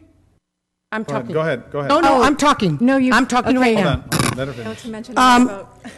I'm talking. I'm sorry. Okay. All right. Go ahead. What I find is fascinating is that we have been going through volumes and volumes of paperwork and invoices. Recently, there were letters that were sent out to some of the consultants that I directed the city attorney to do. On October the 5th, we should be having all those reports from all the consultants, the three companies from AAE, Infrastructure, and Advanced Applied, as well as the other consultants, which is Ames, Del Sol, Cosmont, and California. So we are waiting for those letters, or for them to come back on October the 5th with those reports. But these are not allegations. I repeat again, these are not allegations. I, of all people, ask a lot of questions. I never find that I'm too busy to ask staff when I see something on the warrants and demands and want an answer. We have asked for volumes of public records. I mean volumes that Councilmember Rubio and myself have looked through, highlighted, and asked questions. There are discrepancies, and it goes back, and I'm reiterating, it goes back to the cap of 120,000. A lot of those contracts, a lot of those task orders do not have to come to us because they're under 120,000. Mayor. Yes, Vice I have a question for our CEO. Can you tell us who voted on that item regarding the 125,000? Who approved that item? I believe it was a 4-1 vote. It was a 4-1 vote. Can you speak into the microphone? I believe it was a 4-1 vote, and I think Councilmember Baca abstained. And that's all I was saying, was when you were talking about who voted for that, I just said, including... Mayor, can I respond? You know what? I think that Councilmember Rubio needs to address this instead of all the... Here we go again with all these allegations. It was a vote. It was a vote, though. Absolutely, but your allegations that we are not looking into or that we are wasting time. I'm tired of hearing that we are wasting... It is our duty and our job, and I said that earlier today in closed session. It is our job and our duty, and maybe I'm naive and I take this too seriously, to justify what is being spent on behalf of the taxpayers in our businesses. I feel that is my job, not to have my head in the sand. Mayor, may I speak? Councilmember, go ahead. See, and this is where the contradiction happens. It's been happening on the dais since we started this council meeting. I just heard Councilmember Monica Garcia said, we rely on staff. We hire competent staff members to do the work, and we need to rely on their expertise. Then someone answer me. Why, when Dan Wall picked a company through the vetting process, through the bidding process, picked a company, Brought it to us once, we said no. Brought it to us twice, we said no. And then we ended up with a company that he didn't select and he didn't want. So where is the trust and expertise of our staff there? We can't use it when it's convenient for us. We cannot. Either we use it all the time or we don't. But I still don't have the answer. Why didn't we go with Dan Wall's recommendation? He vetted the process. He went through the process. He picked the most qualified at the time, according to him, the least expensive, and yet they didn't follow his recommendation. So again, you have to know either you're going to pick it or not, but you don't get to pick and choose. All right. Okay. So you know what? Let's just stop after that because we're going beyond. All right. So let's do the presentation. Where's the presentation? We have the presentation on Measure M. So let's bring up. Thank you. Sorry that we bypassed you. Good evening, Mayor Pro Tem and council members. My name is Lillian De Los Gutierrez. I am with the LA County Metropolitan Transportation Authority, also known as Metro. And I'm here to give you a quick overview of what Measure M is and what it will do for our county if voters approve it in November. Basically, Measure M will be folded into our long-range transportation plan, which becomes our roadmap, no pun intended, a roadmap, our blueprint for how we improve mobility across the county in the future. And it's all done through a funding plan, which is what Measure M is, that needs to be approved by voters. We have come a long way since Measure R that was voted by voters in 2008.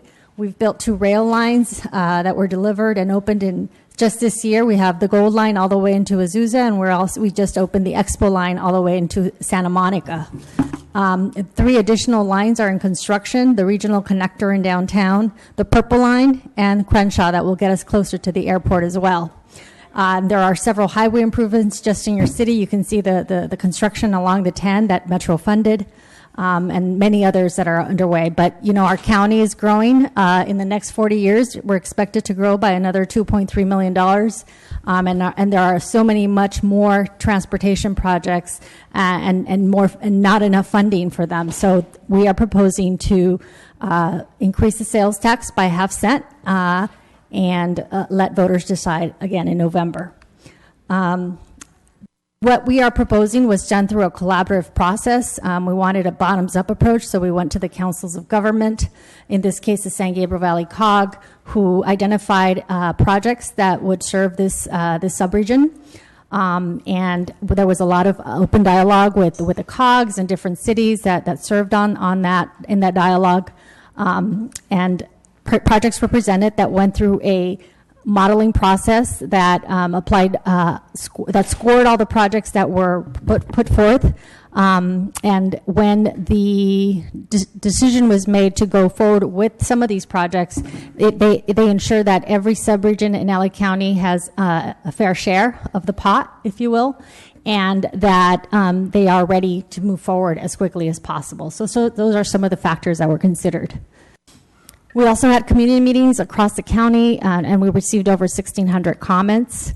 What we heard from the public was that people wanted more projects done quicker, especially those rail projects. They wanted to make sure that our buses had more frequency and reliable service. They also didn't want to see any kind of increase for fares, especially for seniors, disabled, and students. And also they wanted to make sure that Metrolink continues to get funding. There was some discussion about local return. Local return is the money that cities get as part of for transportation improvements. Some people said increase it, others did not. What Metro did is we started off with a 16%, 15% local return, and that was raised to 17% as part of this process, which equals to about $1 million in the first year alone that would be coming to Baldwin Park for transportation improvements. We also did some polls that made the decision to go with the no sunset for this measure. An easier one for our Metro board because they considered a 40 or a 50 or a no sunset. After the poll said that 72% would vote for a no sunset, the Metro board did decide in June to move forward with a no sunset ballot measure that increases that brings in a new half-cent sales tax that would start in 2017. After Measure R expires in 2039, that increases to a full cent. So we would be continuing to pay that 1 cent. We pay half cent right now through Measure R. Measure M, if approved, would bring it up to another half cent for a full cent. After Measure R expires, also the local return to cities comes from 17%, goes up to 20%. And that will continue until voters decide to repeal it or through a Metro-sponsored initiative. It will require 2/3 vote in November for this measure to pass. Very important. Yes.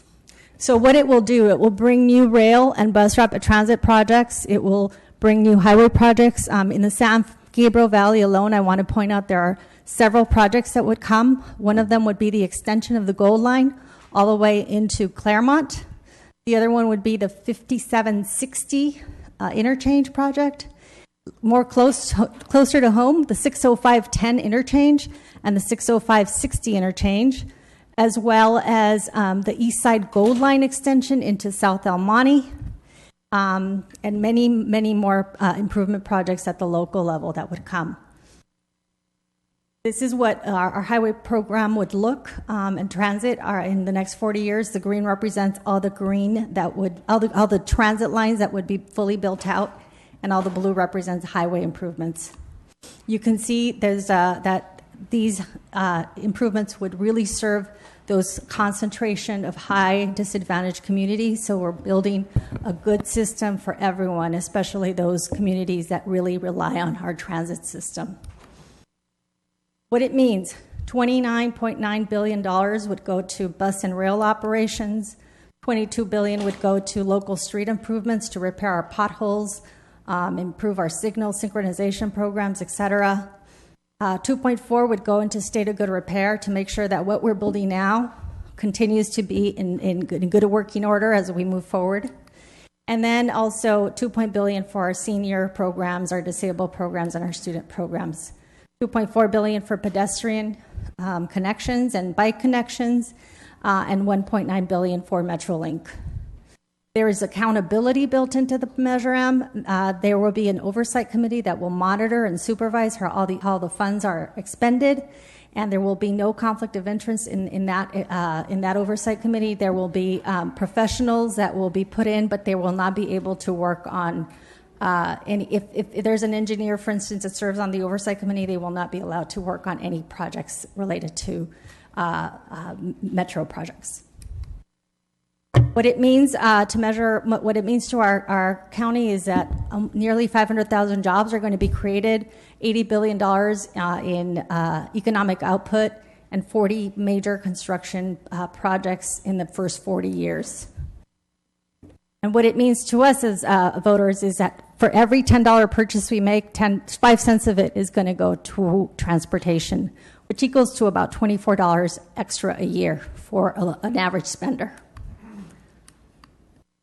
What we're doing now is we're going out educating anyone who would like to hear me or any of my colleagues talk about Measure M through November, and then in October our board is going to receive a report on how the management of the funds would be implemented. If it passes in November 8th, voters will decide. If the vote is in approval, an expenditure plan, guidelines for that plan will be developed, and then we will update our long-range transportation plan. With that, I thank you for having me, and if you have any questions, I would be more than happy. Thank you. Council members have any questions? I have a question.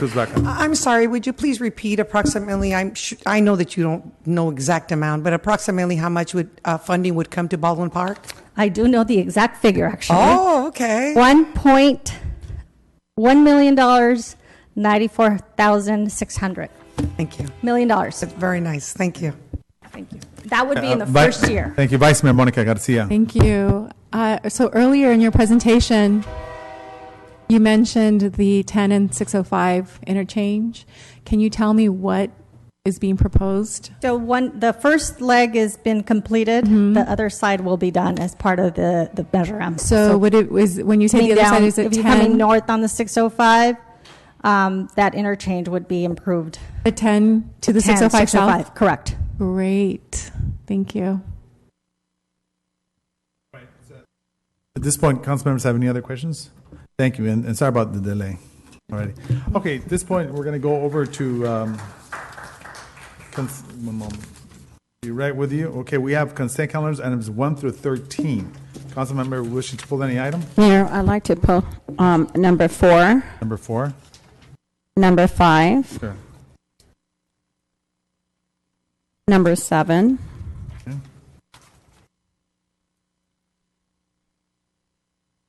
number 10. All righty. Okay, any council members wishing to pull any other item? Yes, I would like to pull 6. Sure. Did we say 8? No. You want 8? Did we say 9 and 10? No. And yes. Oh, that's 9. right. You want 9? Okay. 9 and 10 are linked, right? Councilmember Rubio pulled 10. Yes, but aren't they 9 and 10? No, not necessarily. Okay, well, I pulled 9 and 9 if she pulled 10. All right. Okay, so at this point, I'll move consent calendars with the exception of items number 4, 5, 6, 7, 8, 9, and 10. That's Second. my motion. Second. Any objections? See none, so moved.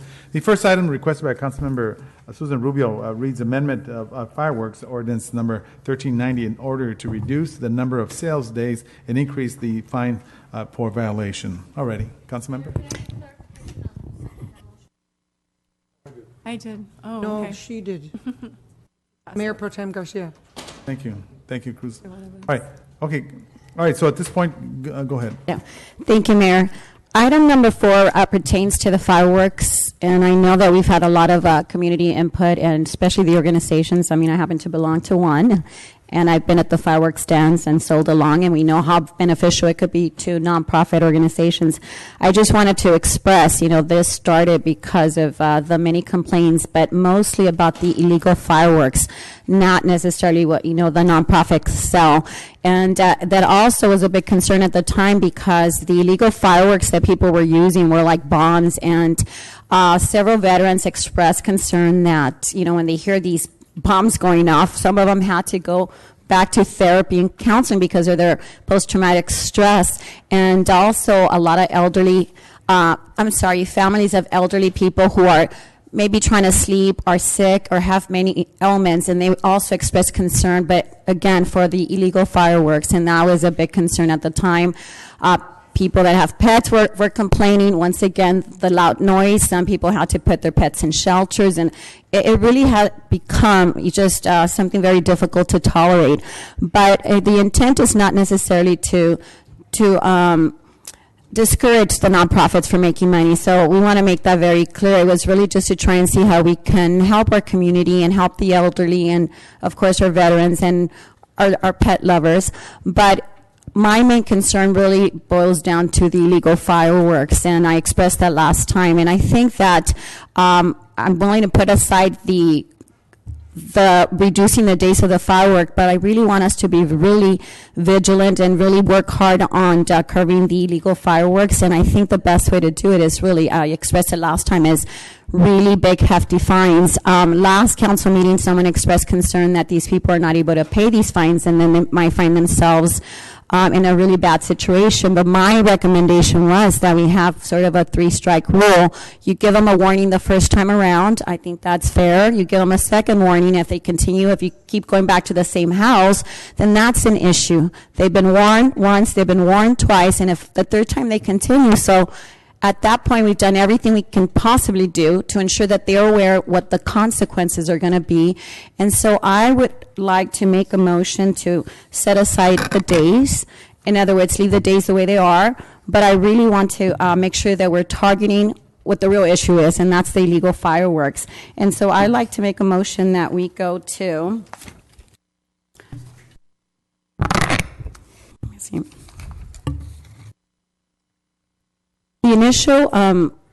We initially expressed $1,000 as a fine, but I think, again, if we want to balance it out and really, really tackle the illegal fireworks, I really like to make a motion to go to $1,000 after a third offense. And I have to tell you, I truly believe that most of those offenses come from people that are actually selling fireworks in their homes. I've learned of a lot of people recently who've pointed out to me based on this item where they're selling them, and perhaps we can have a meeting before 4th of July and really figure out how we can create a little task force, because I don't want this issue to really burden the nonprofits, but really take care of the illegal fireworks. So that's my motion. Let's put aside the days. Let's leave them as is. Let's go for a $2,000 fine. And to our police department, let's have a meeting prior to 4th of July and see if we can come up with strategies to really resolve the issue. Thank you, Mayor. I second. I second. Mayor. And a motion, there was a second? I seconded. Yes, Can- yes, Councilman. Yes, go Can ahead. I make some I comments? second it. Thank you. Okay, hold on. Okay, it was motion by Councilmember Cruz Baca, and it was seconded by Councilmember. No. Motion by Susan Rubio, Rubio, seconded by Councilmember Cruz Baca. You want clarification? Yeah, so I just want to make sure. Starting with the first day that they sell to leave the days alone. I believe it's the 28th that they start and go to where they end. So leave the days alone, but focus on our real targets, which is the people using the illegal fireworks, and go from and impose a $2,000 fine, but very clearly with, give them 3 warnings, and then they already know to expect the fine. Thank you, Mayor. Thank you very much. All right. Mayor. Yes, Vice Mayor Monica Garcia. Thank you. Yeah, when I saw this item on the agenda, I had similar thoughts as Ms. Hernandez, who spoke earlier. And I think that we definitely want to target those individuals that are shooting off the illegal fireworks, and as a first step, because I think if we tackle all of it, it's not going to be effective. So one thing I would like us to do is to be really thoughtful about how we address this issue, because I know it's an issue that we've all, raised in the past, and I know I have to leave the 4th of July event early because I have to go pick up my dog, who is completely stressed out with all the fireworks and the illegal fireworks. And so what I would like us to do, and this would be, my motion, is to ask our acting chief of police to look at what other cities are doing as far as best practices, and for us to come up with a more comprehensive approach that, is a little bit, we put a little more thought into it based on best practices. This year I believe it was the city of Southgate that was having press conferences with the public safety agencies. And, at the last minute we kind of posted something, about a fine. But I'd really like there to be a more comprehensive approach, and I'd like our chief of police to lead the effort. So I would motion that we table the item and then have more of a study around this, and then bring it back for a more comprehensive approach. Well, one of the things that I had to express last council meeting, that we did look at surrounding cities, and that's how this item came to be, because the majority of illegal fireworks are coming to our city because we were one of the most lenient in terms of fines and tackling the issue. I do understand your concern, and I think that by me making the motion to have a meeting prior to 4th of July to set those, be more comprehensive study about how we can tackle the issue. We're not just going to go into it just blindly. We're going to meet with our police officers, and I think that would be a great opportunity to take care of what you're expressing, and that is with the chief and our police force having us sit down prior to 4th of July. But I think this just needs to be done now, so then we can move forward. We don't have to deal with it later on. And we will have that study session with the police, and I'm sure that we can come up with a comprehensive program and a really great way to tackle the issue. Thank you, Mayor. So I will Thank you. Okay, so make a there's substitute motion to keep as is. Okay, substitute motion. So at this point, there's substitute motion, and it was Second. seconded as well. So, Madam City Clerk, any objections? Object. One objection. Okay, Madam City Clerk, roll call. Yes. Okay, so this is to move it forward. To leave It says what I expressed recommendation. with my recommendation. Councilmember Cruz Baca? Yes. Councilmember Ricardo Pacheco? No. Mayor Pro Tem Monica Garcia? No. Mayor Manuel Lozano? No. Okay, so the motion fails 3-2. Thank you very much. All right, so at this point, Oh, wait a minute. we're going to go ahead and bring it. 1 second, please. Yes, go ahead. I hate to interrupt you. That's okay. Wasn't what Mayor Pro Tem Garcia said basically the same thing that Councilmember Rubio said? Excuse me. And how come you voted no, and We're going to bring it back. the two of us are voting yes? I know you're bringing it back, but here, I mean, earlier we were blamed for wasting time. This is wasting time. It's been said and agreed by just about all of us. Now the vote is no, 3-2. Okay, So we're go going to bring ahead. it back. I mean, I'm not Go ahead. saying that we can't incorporate what was mentioned, but I would like us to have a more comprehensive approach. And I'd like to hear from our acting chief of police as to enforcement, again, a more comprehensive approach. So that's my Stop, motion. please, stop. So that would be my motion, to continue the item, study it more, and have our acting chief present on it on a comprehensive approach. I think this is an important enough issue that deserves that. Thank you. Second. I Yes. second her motion. All right, so there's a motion by Councilmember, Vice Mayor Monica Garcia, and it was seconded by Councilmember Ricardo Pacheco. Okay, any objections? Yes. Okay, Yes. Okay, Madam City Clerk, there was one objection. Okay, so this is to bring it back, meet with the police chief for general input on the actual ordinance. Mayor Pro Tem Monica Garcia, Yes. Councilmember Ricardo Pacheco, Yes. Councilmember Susan Rubio, I just would like to move forward with it, so I'm going to say no.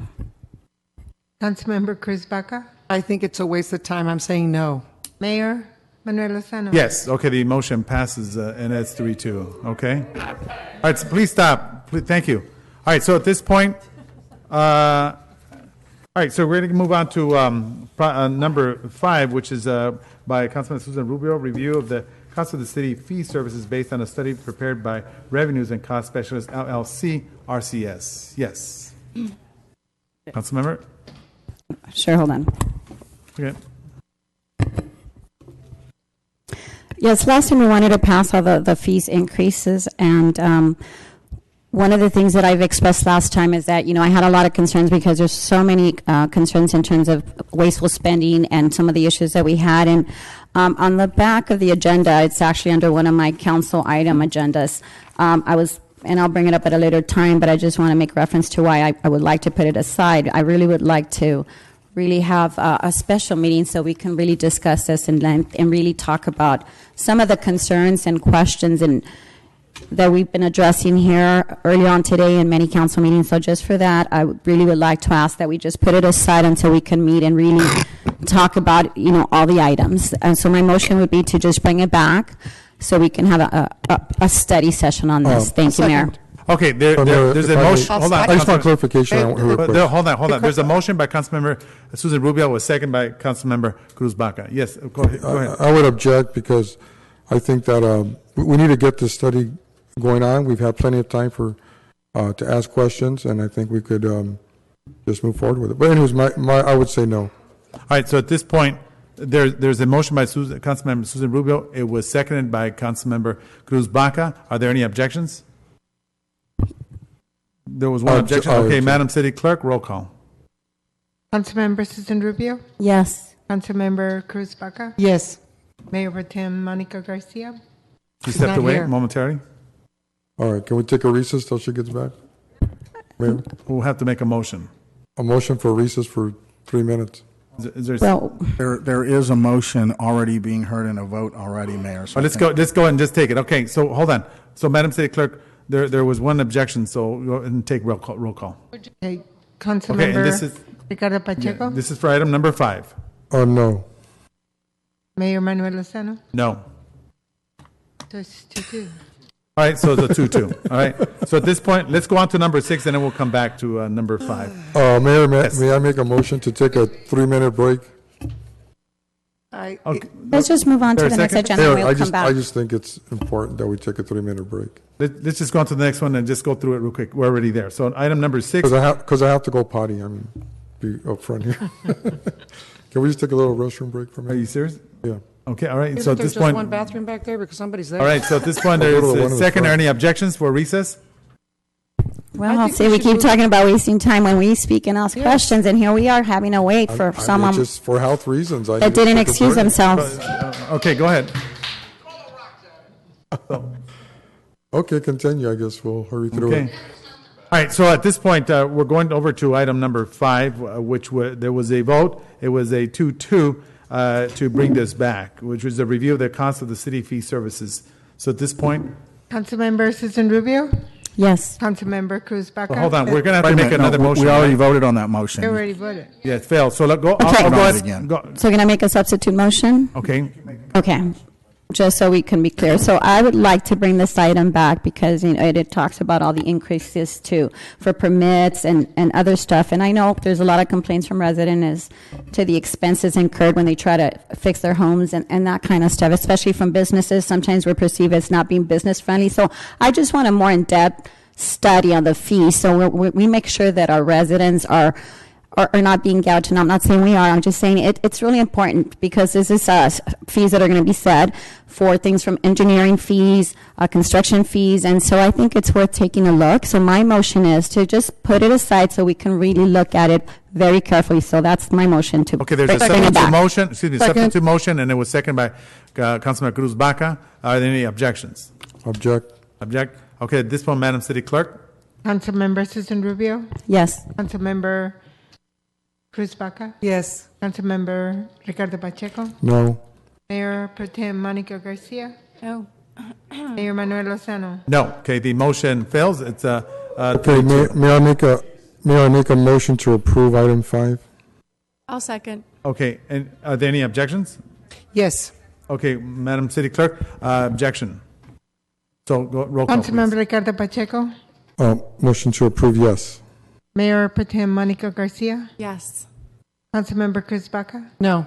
Councilmember Susan Rubio? No. Mayor Manuel Lozano? Yes, motion passes 3-2. All right. So at this point, we'll go to item number 6, which is the adoption of resolution number 2016-148, approval to apply for the grant funds from the California Urban Rivers Grants Programs under the Water Quality Supply and Infrastructure Improvement Act of 2014. This is Councilman Cruz Baca. I just have a quick question, only because it's been brought to my attention, and I guess, do I direct it to Manny Carrillo or to Sam? Or to Shannon, it doesn't matter. It's been brought to my attention that the park was not completed, that there's some waterworks or something that need to be, I guess, finished, something to do with the water there. So my question is just, whoever can answer it for me, this is just a question, will these funds help to finish that particular part of Walnut Creek? Yes, I'd be more than happy to answer that question. And this is to fund phase 3 of a 3-phase project. So unless I'm mistaken, Sam is coordinating the construction aspect of it, but this is to fund phase 3. Correct. We started phase 2. We started construction last week. And as part of the project, we'll be leaving a portion of the park that will remain that would needed improvements. This is a resolution to apply for a grant for money for those improvements. And yes, the irrigation system was designed as a 3-phase system. So we don't get funding, we still have water for what we've done so far. But if we get this grant, that would complete the loop in the irrigation system, bringing water to the entire park. Thank you. I make a motion that we pass number 6. And I'll second. All righty. Any objections? Mayor, on that note, I would also like to mention that we have also engaged with Supervisor Hilda Solis's office to get additional funding, so that we are awaiting the results of that. All right. Okay, so at this point, that's fine. There's a motion. Is there any objections? All right. So moving forward to the next one. All righty, we're going to go over to... 7? Yes, Councilmember Susan Rubio accept plans and specifications and authorize publishing a notice inviting bids for the city project. So at this point, Councilmember Susan Rubio. Yes, Mayor, thank you. This is just an opportunity to educate our community, or rather just share the information, because it's been a concern of a lot of residents. They speak of our city and how it's looking really dry, and the meetings are really quite aesthetically not pleasing. But I wanted to take this opportunity to share with the audience that, or rather our residents, that this is an opportunity that we're taking to look at the meetings, and we are working on them, and they will be redone pretty soon. We're working on plans, and based on the governor's mandate for us to curve back on using water, it has become pretty much a dry land. And so we're working on putting something that's going to be green and beautiful that doesn't require that much water. And so I just wanted to make sure, because so many residents have asked why we're not doing anything about it. In fact, it almost translates to the council not being responsive and our city looking really disheveled. But I just wanted to point that out, that we are working on it, not just, one section, but the entire city. We're going to make sure that every median looks beautiful once again without the need of so much water. And with that, Mayor, I'd like to make a motion to approve this item. Thank you. You all second? No objections? So ordered. All right. So we're going to go over to. I think we need to clarify who's second. I think you did. Well, you know what? It was you and I. It's I'll fine. let you pick. All righty. Okay. So Listen to the video. The recording. That's fine. All right. So at this point, I think that's the last one. Am I correct? No, I had 9. Oh, that's right. It got it. Yes, 8 and 9. All right. I think I had 8, right? At this point, the amendment to Had West 8? Coast Arborist contract for citywide tree trimming service. Yes, Councilmember Cruz Baca. No, No? that Was it wasn't. 9? This already passed. No. Number 8. 8 was. Arborist. No. Oh, 8 number is a 9? separate item. I thought I pulled it, but he's saying. I put. was you. What's that? I put. No, Cruz. I thought it was me. Yeah, mine says Cruz. No, I thought it was me. Okay, so weird. No, that's fine. Did you want to pull it and Go discuss ahead. it? No, go ahead. Yes, I did, but go ahead and. Oh, no, then go ahead. I'll just wait after No, your I comment. insist one of you, please. No, that's all right. Okay. Okay. My question is, I don't know if she has questions. That's why I go said ahead. I'd give her the courtesy. Susan? Do you have questions in regards to this item? Well, no, it's just that it's related to number 7. We were talking about the medians, and they're related. And so my question is, we are going to be increasing the rates by 31% over the next 3 years. And I just wanted someone to clarify that, since we're going to be changing the phase of Baldwin Park, if you will, in terms of the medians and all the trees, and, how does that impact the fees of the tree? Are we looking at that? How they correlate, less trees, less trimming? So are we looking into how the face of Baldwin Park is going to change in terms of fees? Yes.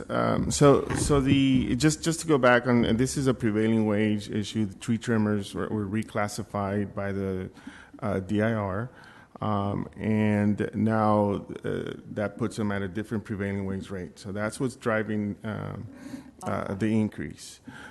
We negotiated with West Coast Arborists, and we will have no impact this year, even though we're going increase by 11% this year. We increased only those fees, those that we use the most, that we don't use at all, and the ones that we use the most will not increase this year. But that constitutes an 11% increase. Over the next 2 years, there'll be some increases, a 10% increase next year, and then the following will complete the 31% the year after that. So we looked at all the rates. So by the time, by the 3-year period, all rates will be increased by 31%. I just need a clarification just for that, so go ahead with your questions. It was the same thing about the prevailing wage. Oh, okay, thank you. So I make a motion that we pass number 8. I'll second it. Any objections? See none, so move. All right, so this will go to item number 9, Councilman Cruz Baca, adoption of a salary resolution number 2016-150 to establish a comprehensive pay schedule of full-time employees, part-time employees, and elected officials in accordance with the CalPERS guidelines. Councilmember? I just need an explanation of what that entails. I did read the staff report, but I think I need more clarification. Thank you. Yes, I can answer that question. CalPERS has been notifying cities of one of their regulations that many cities have not been complying with, wherein they require the cities to post on their website a single resolution listing all of the salaries for all of the employees within the city. In the past, many cities, including City of Baldwin Park, have been passing separate resolutions for each bargaining unit and then posting them as separate resolutions as on our website. So this will bring us into compliance with the CalPERS guidelines. It would avoid any problems. We've already had some questions come up with some recently retiring employees because they have to go back to these salary resolutions. So it will avoid any of those problems.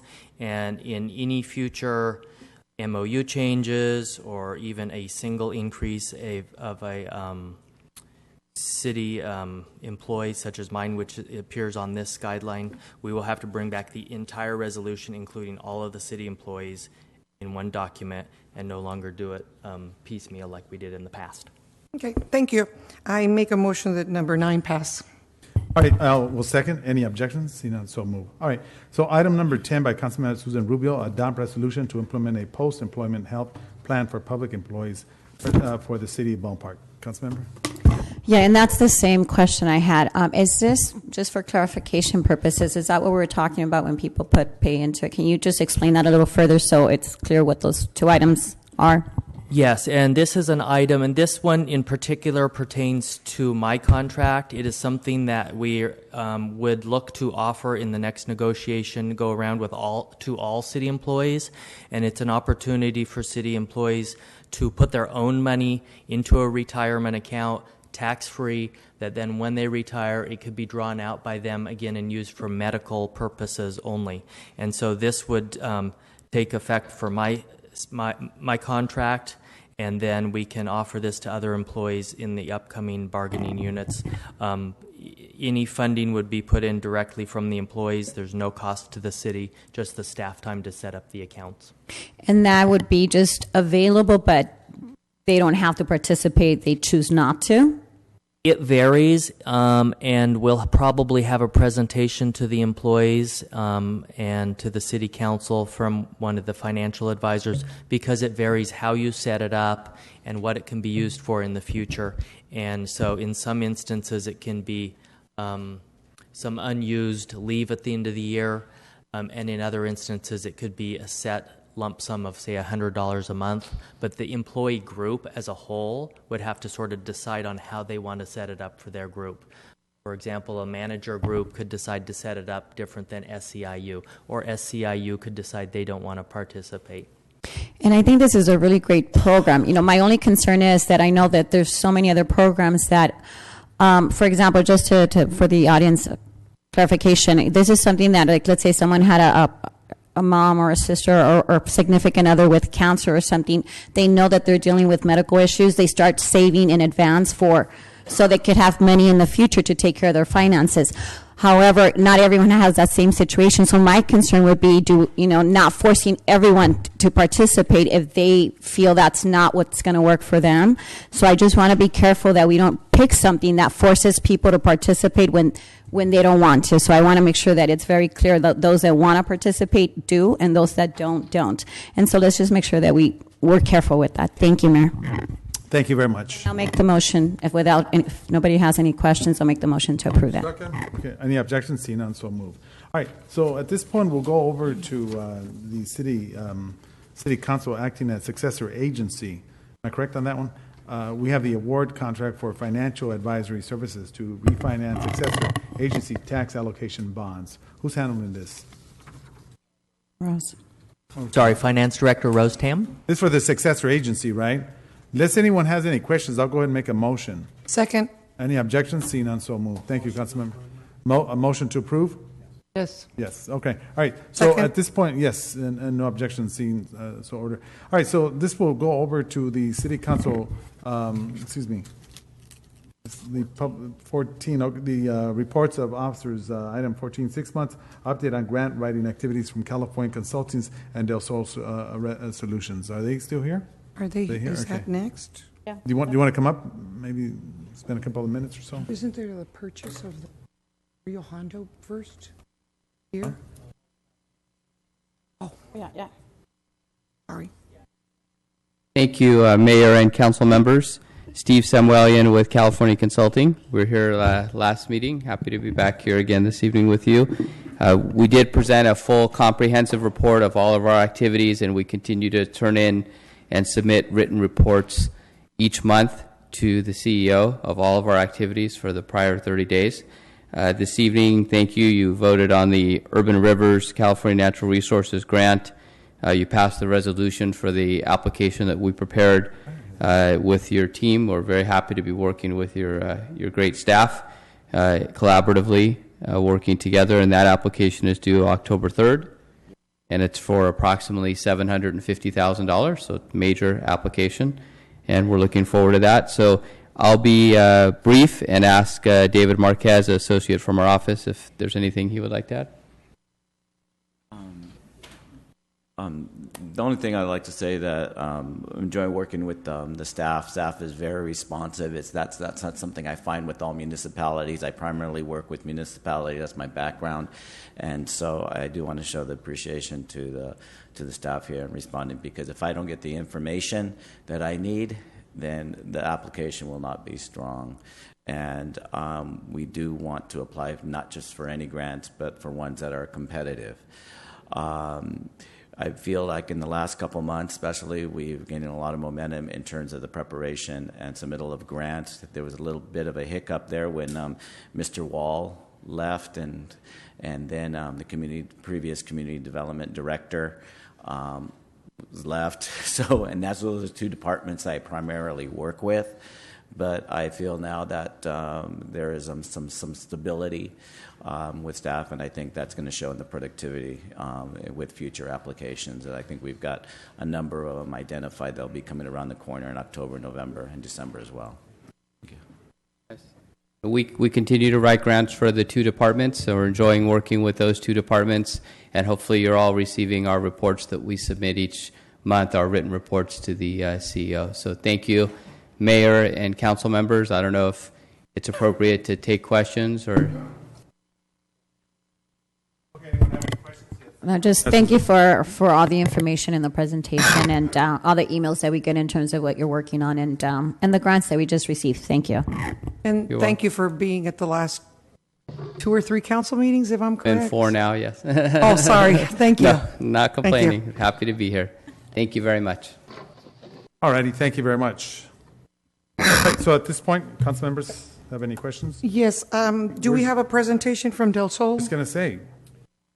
Mr. Solano emailed me late today and let me know that he could not attend. He said he had a family emergency.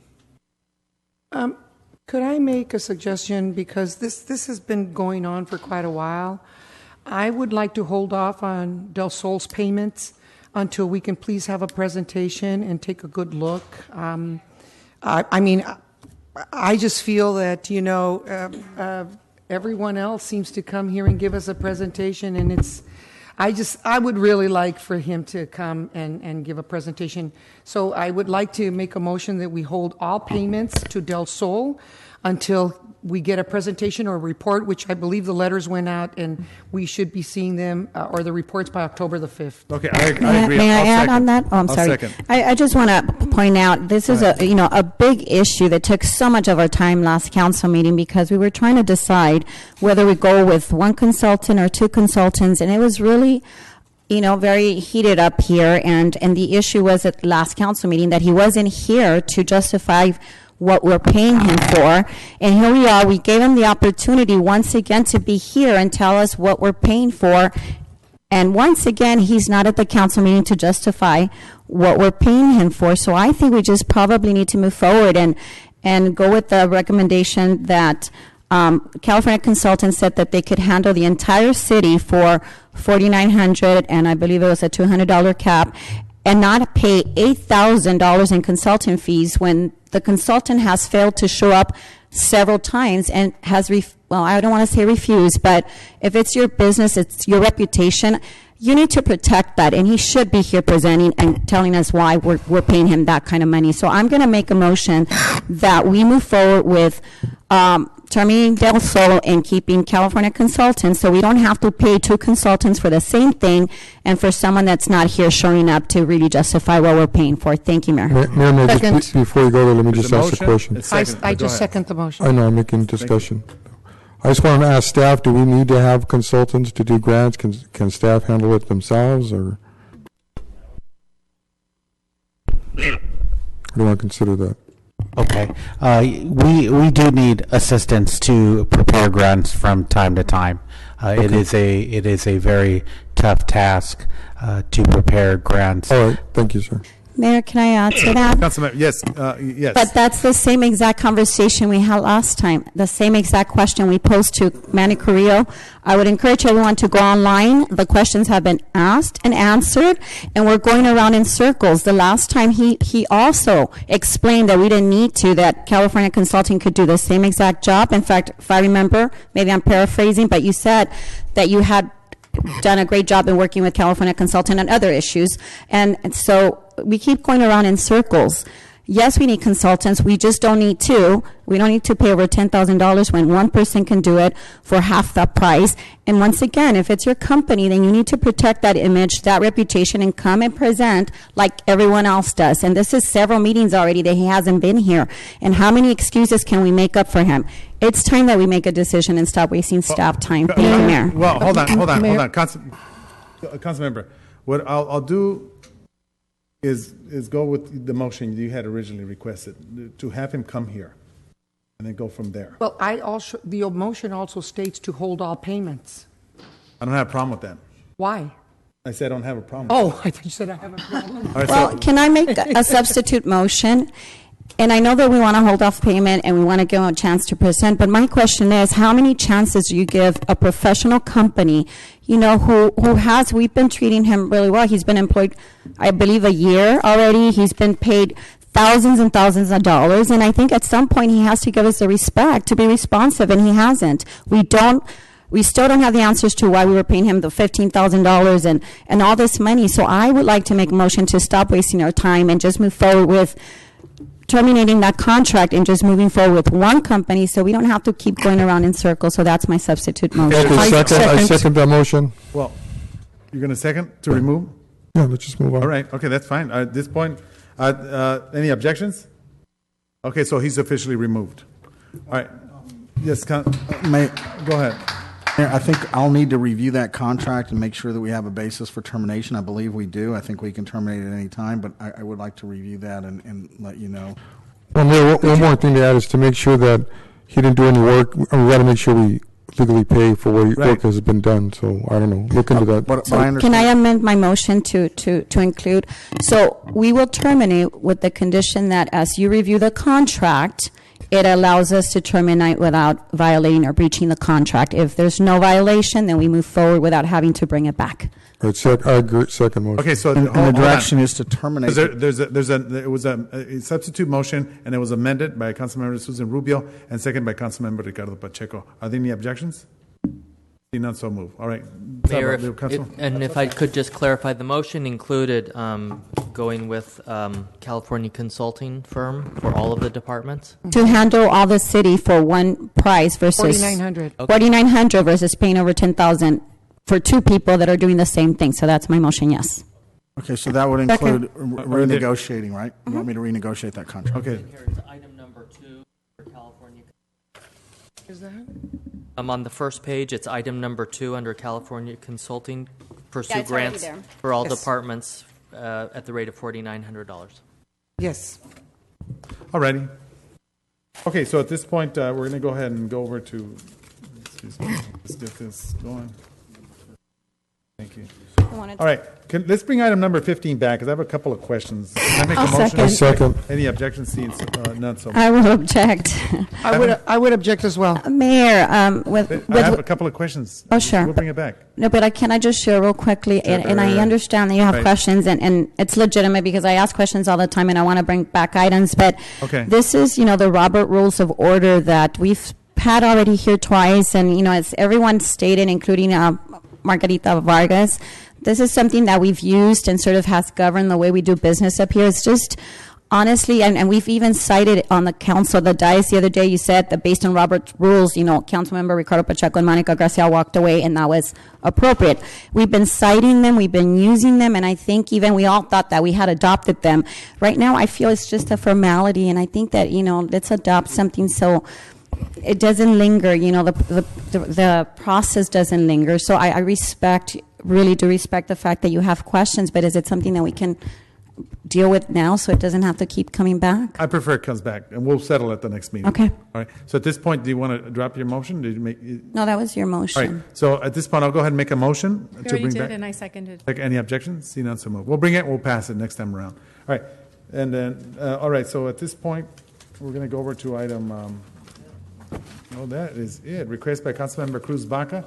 Councilmember Baca would like to have council discussion regarding the Greenleaf contract that was terminated September 7, 2016, and find out what is outstanding money owed by City of Baldwin Park, BPD, and vendors who purchased permits, licensed, and paid fees for duration of contract, and how will they pay. Councilmember Cruz Baca.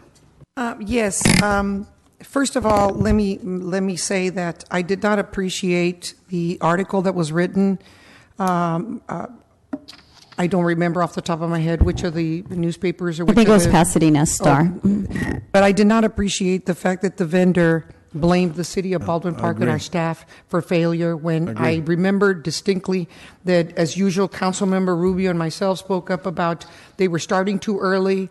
The people are getting ready to send their children because they're graduating in a few months, spending their money on that. The weather might not have been good to start it that early. If we were going all the way till the end of the year, that was also a problem because we had the parade, we had a lot of functions. That what we had going with our own staff was not broke, why fix it? Basically, that's it in a nutshell. So I feel that we need, if we can please send them a letter in regards to their comments in the Star News, and also, just without getting too elaborate, because it sounded to me that the reason, and I'm just assuming, that the reason that the article was written that way is because they're trying to get out of paying us. We need to send them either an invoice or however we're going to bill them for the invoices and the monies that's owed, because I know that they owe monies to they were supposed to have paid the Ballpark Police Department or our security in order for them to have the street fairs. Also, a few of the vendors asked me, they had paid for their permits for the whole year. They wanted to know if there was going to be anything reimbursed to them for that. I will get you the names of the two vendors that spoke to me.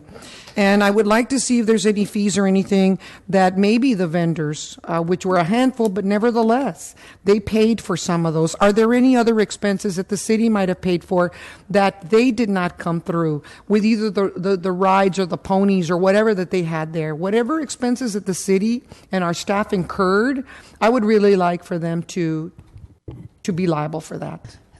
Also, if I may add to that, you were done, right? Okay. Yeah, I'm done. Thank you. Okay, I want to add to that, though, because, I also took offense to the article. The gentleman was sitting in the audience when we were opposing the item. One of the reasons that we opposed it, we expressed right in front of his presence that we didn't think we were going to have the crowds to sustain the fair, and he listened to the whole conversation. He listened to our objection in terms of trying, I remember I said there's not enough people that are going to attend it. What's going to happen is that when we have the street fair, people, the interest is going to window, and we're going to end up with exactly what happened. The street fair died out. But he was here through the whole conversation. In fact, during that conversation, we expressed concern that I believe they were just let go in Monrovia. Yes, and so he was here, he heard the whole discussion, that we didn't think we had enough people, and he was the one that sort of guaranteed that he was going to get the momentum going, and he was going to bring the people, and he was going to advertise. But one more thing I will add, and correct me if I'm wrong, staff, I also believe that he also bounced some checks. And I think that he needs to pay us that money. So there's so many things wrong with this company, and I think that we need to take swift action. He doesn't get to go on the Pasadena Star News and say how bad our staff was, how we didn't follow through, and how we didn't do our job. And that is why he ended up, basically terminating his contract. I think that's wrong, and I think we need to address it. Mayor, there's also one another thing was that, if I remember correctly, he was trying to negotiate moving it to Friday because he had gotten the street fair in Whittier. But along with that, I heard from several of the vendors that he asked the vendors to go to Whittier with him and basically abandon the street fair here. So I think that those are I think we've got a very strong case against this company. Can we ask our legal? Oh, sorry. That's okay. I just wanted to give you some information about that. We did send a letter out identifying all the monies they owed us. identifying the bounce checks, all of the things that you've mentioned. I did not know about the Pasadena article, so I've got your direction to respond to that article. But we do already have a letter out there telling them all the money he owes us for the police, bounce checks, everything else. Thank you. All right. Okay, was that a motion, Councilwoman Baca? Yes. All right. Any objections? See Okay, none? second, I guess I'll second. I don't know, did you get a second? Basically, we can come to consensus Yes. to direct staff, and I don't think there's any opposition, so we can move forward with it. All right, Thank you. we're going to go to the next one, request by, consideration by Councilman Susan Rubio. Councilmember Rubio requests City Council discussions and consideration to explore a special meeting to update the City Council on completed task orders, to review phrase study reports, and to discuss future projects. Councilmember. Thank you, Mayor. And I think this request will help solve some of the issues and concerns that we have, and perhaps, things get lost in translation. And I think that's been a lot of what's been happening up here on the dais. And so I would like to see us dedicate a particular meeting, a special meeting, and addressing all these task orders and reports. And I appreciate that Mr. Sid Mosavi said that, sometimes people find it boring and, they didn't think they were interested in details. I really am interested in the details. I really do want to know, in particular, because these are phase studies, and usually task orders that require work. I can see that may not be something that we want to know about, but when there's a phase study, you're studying something to give council direction as to which direction to go. Like, for example, today we finally got to see the bus shelters, and that's what a phase study is. They study the phases, they tell us what the recommendation is, and then it's brought to us, and then we move forward with the project. But as of today, prior to today, we had not seen any of the study sessions, and there's several contracts out there that are study sessions that I think, at least personally, I'm interested in knowing, and I want to see those reports, and I want to be able to interact in a more personal setting with questions, because right here on the dais, it just gets very contentious, and you don't get to ask the questions because, as Councilmember Monica Garcia mentions, she thinks it's too long and it goes past 11 o'clock, and I personally need time. I really do. I want to ask questions. I want to have the opportunity to have them answer our questions, and I think that would alleviate a lot of the problems that we're having up here. So my motion is to direct our CEO to find a date that works for everyone, where we can all sit down and really look at these task orders and phase studies. That's my motion. Mayor, Second. I would make a substitute motion. Okay. That we drop reviewing the task orders, because that's a lot of detail. I would just go with the review of the phase study reports and any future projects. Okay, there's a substitute a motion by Councilman Ricardo Pacheco, which supersedes the motion by Councilmember Susan Rubio. Is there a second for his request? Councilmember Ricardo Pacheco's request. If not, Well, I guess the question is, how long will it take? But it's always about time. It doesn't matter how long it takes. This is important to our residents. This is important to our taxpayers. It's always about time. I mean, if you don't have the time, then no one can make you stay, and that's your choice. But I want time to ask questions. I want time to have Mr. Sid Mosavi and give him that courtesy. He's right. That's his reputation too, and why not give him that courtesy? I think it would solve a lot of problems, and I'm not interested in time. I don't care. We spend our whole day. This is for our residents. This is for our taxpayer money. We are stewards of that money, and I think that's our obligation. So I don't care how long it takes. My motion, and I will make a substitute motion to his, that we take as long as we need, and that we review all of it, not just the phase studies. Thank you, Mayor. I second. okay, there's second substitute motion, which supersedes Ricardo Pacheco. Object. Okay, objection. Madam City Clerk, roll call.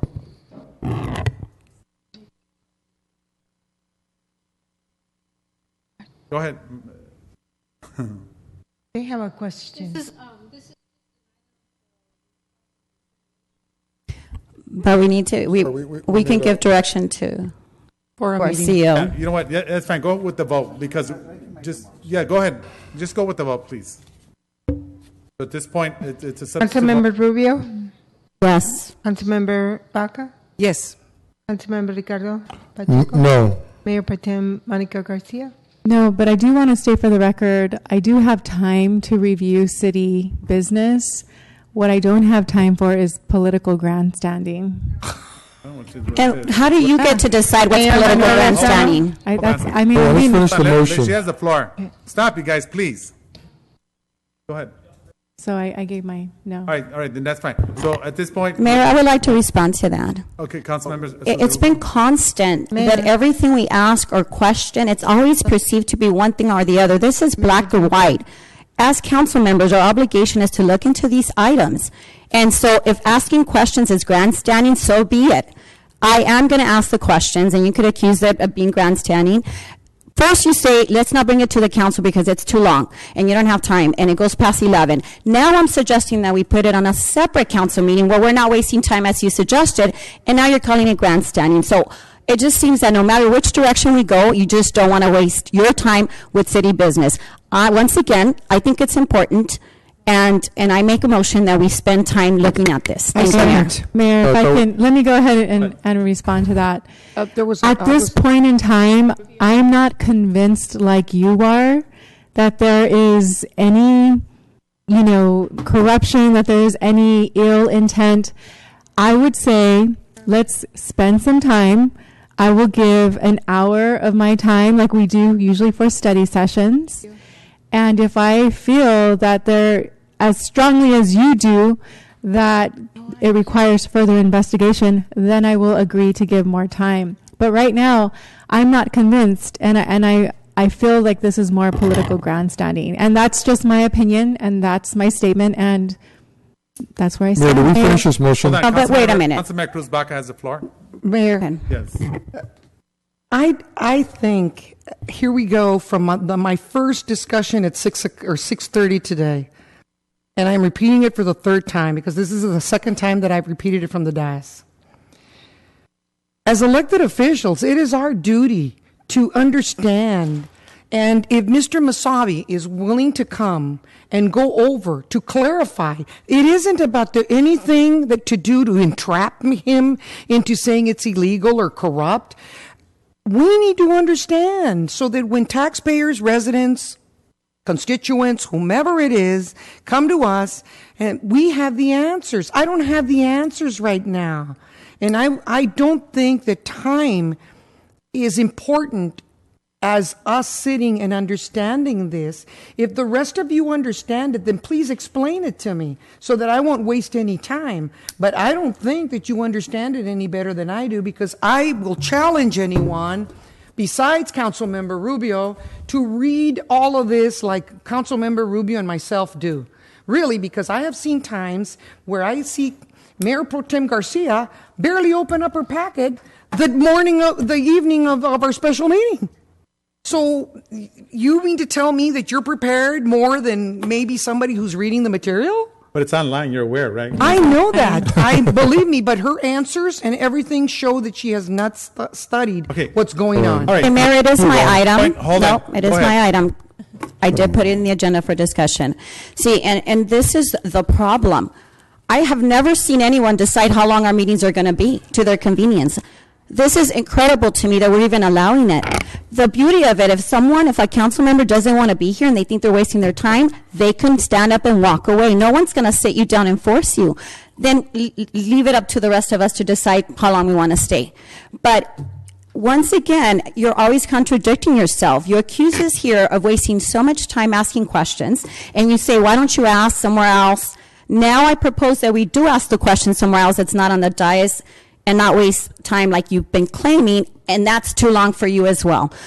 This is I'm still speaking. This is becoming just unacceptable for me, because if we want to ask questions, and right away you made an assumption that I was talking about corruption, I was not. And I want you, if they have to read my minutes again, what I was inquiring is, I want to be informed, and all I said, it was not corruption, it wasn't, I'm convinced we need an investigation. All I said is, Sid Musabi, thinks that the details are boring, and I stated, I want to know the details. I'm interested in learning, I'm interested in knowing, and it had nothing to do with corruption. So by your statement, you made an allegation that wasn't true. I want to know because I want to know, and I think it's our responsibility to know. And you keep saying, too, that we need to be informed. If you were in my house to know how many hours I spend going through these invoices, you wouldn't be saying that. But that's an easy way out, claiming that we are not informed. I know, because Councilmember Cruz Baca and I, have sat there, we've read every single line, and we are informed. And even after reading and and highlighting and underlining, we still have questions, and I think that's all right. And I'm not going to let you, I'm sorry, Mayor Pro Tem Monica Garcia, dictate how long our meetings are for your convenience. Thank you, Mayor. Thank you very much, Councilmember. Councilmember. And I just want to Like make a I motion said, to move forward. for me, I don't feel as strongly as you two about sitting there combing through all these documents, because I have not seen, I have not witnessed, I have not experienced that there is anything corrupt, that there is anything unethical, that there is anything illegal going on in the city. And if there is any evidence of that, present it to me. After you have your meeting, I was willing to give an hour of my time. I'm not going to at this point. Go ahead, you have the meeting. If you have clear evidence, share it with me. And if it's very apparent to me, then I will be the first to say, you know what? I was wrong. You were right. Let's look at this further. But I'm not about to waste my time for the Susan Rubio Cruz Baca show. Thank you. Right. Okay, Mayor, this is, no, I'm sorry. Go ahead. Once again, I don't think she heard me, and I hope everyone heard me. There is no allegation of corruption when it comes to this meeting in particular. I just wanted to give Mr. Sid Mosavi the opportunity to clear his name, absolutely. And I think it's in his best interest, and I see him nodding. And why wouldn't we do that? You keep saying corruption and evidence. When I suggested this meeting, it had nothing to do with corruption. You're muddying the conversation here by saying that right now I'm having this meeting because of the corruption. I'm going to reiterate. Yes, I've stated that in separate conversations, but as it pertains to this agenda item, I just want to know. I want to be informed, and I want to be able to ask questions in a more personal manner. I mean, it's impossible to be asking the questions from developers or contractors from the dais. It gets a little bit crowded with the conversations, and I think that they deserve the opportunity to explain to us and move forward with this item. So I take offense for you saying that I'm speaking of corruption. I didn't say that. And once again, if you don't want to spend time taking care of taxpayer dollar, that is your choice, but I would like a meeting. Thank you, Mayor. Mayor. Thank you. Councilmember? Yes. Then we'll go to you. I don't understand how you never look at the material, but yet you know that there are no discrepancies. People make mistakes. They may not be intentional, but we're human. In my lifetime, in my business, I have to say I made a lot of mistakes. And I will not be shy to say that. So how can I possibly say that I don't look at anything, but yet I don't know that there isn't anything in there that I might be questioning or looking at? If there isn't, that's great. That's fantastic. So, everybody's got their own opinion. They really, truly do. My opinion, and it's obvious that Councilmember Rubio's opinion, is that we would like to give a chance to Mr. Mosavi and to Ray, so that they can sit down and explain all of this to us, to see what there is. If you're not interested, you don't have to be there. As long as we have a quorum, that's fine, because you miss a lot of meetings anyway, or you leave early. So it doesn't really matter. However, I do want for you to clarify for me, because you say it a lot. What do you mean by the Susan Rubio and Cruz Baca show? What do you mean by that? Okay. No, now it's time to answer that question, because we ask questions, it becomes a show. I want to know. It's this. Okay, can I speak, Mayor? Yes, go ahead, Vice Mayor. Okay, because you both have concerns, you have every right to meet with staff and to meet with Sid Mosavi and his team. I've actually encouraged you to do that in the past. And so because you feel very strongly about this issue, I say go for it. Now, nothing has been presented to me at this point that would make me question. And so you're asking me to spend my time. As it is, I'm thinking through my week, and I'm thinking what I'm going to be doing on any particular day, on any particular evening. You're asking me to spend my time because of things that you are concerned about. That's your concern, and I respect that. I encourage you to have that meeting, and I have encouraged you in the past. I don't have those same concerns at this point. Now, if you bring something to me that causes me to reconsider, I will spend the time. I will make the time. I will make it a priority. right now, this is really what I sense is this is really about you two. And so have at it. Go for it. Meet with them. Spend all the time. Spend a weekend, Saturday and Sunday. Do a conference if you want. But at a later time, if there is anything compelling, then I will consider it. Right now, I don't see anything that's compelling. I know that there has been reference to an error that was made by our former director of public works, and I agree with you that we've all made errors in our careers. So if that was an isolated incident, then let's address it and let's correct that moving forward. But the way that you're presenting it is as if there is some rampant questionable behavior, unethical behavior, and I don't agree with you. That's all. Well, you're fine. It's as simple as that. This is a democracy. This is a democratic process. I have every right to say I agree or I disagree. And I don't agree with you right now because nothing has been proven to me or shown to me that is compelling evidence. And so you're asking me to spend my time on something that is not compelling to me at this moment. And so have at it. Go for it. Let me know how it goes. Let me tell you, and that's fine because that's your opinion. And for the record, I find that is a very lax attitude as an elected official, that you feel that this isn't important enough for you to spend time with Mr. Masabi and Ray to be able to go over whether nobody is accusing anyone of anything. I just want to understand how the process is done. But if you understand all of that because you have been a council member longer than I have, then you don't have to be at the meeting. That's fine. I agree, I don't have to. You don't. Nobody's forcing you. But Mayor, go ahead. Go ahead, yes, Councilman Ricardo Pacheco. Mayor Well, hasn't voted. before the motion, No, I have the floor, please. but I would like Go ahead. discussion. The motion was made and seconded. There's 2 yeses, 2 noes, and Mayor Lozano has not voted. Right. At this point, yeah, I'm gonna vote no. So it's 3-2. Okay, Mayor, Yes, go ahead. I'm always curious. Oh, sorry.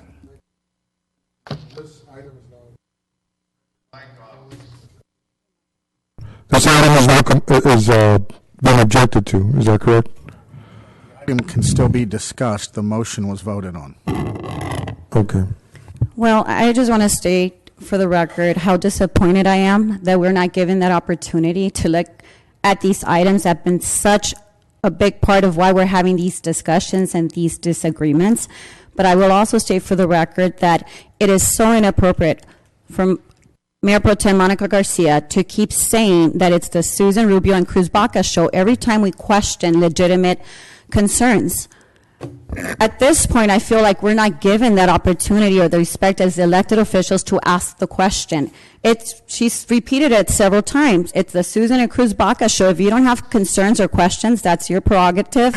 But as elected officials, we choose to ask questions, and I will not be insulted. And I'm going to ask, Mayor, that you stop that. You're quick to defend her when people attack her, and yet she's making these uncalled for statements about the Susan Rubio and Cruz Baca show. This is not high school. This is real life, and this is taxpayer money, and that needs to stop. Thank you, Mayor. If I may, Councilmember Ricardo Pacheco. Yes. I call for adjournment of this meeting.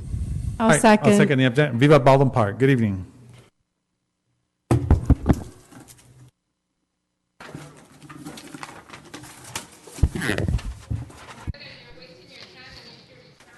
That means it's- Have a good one.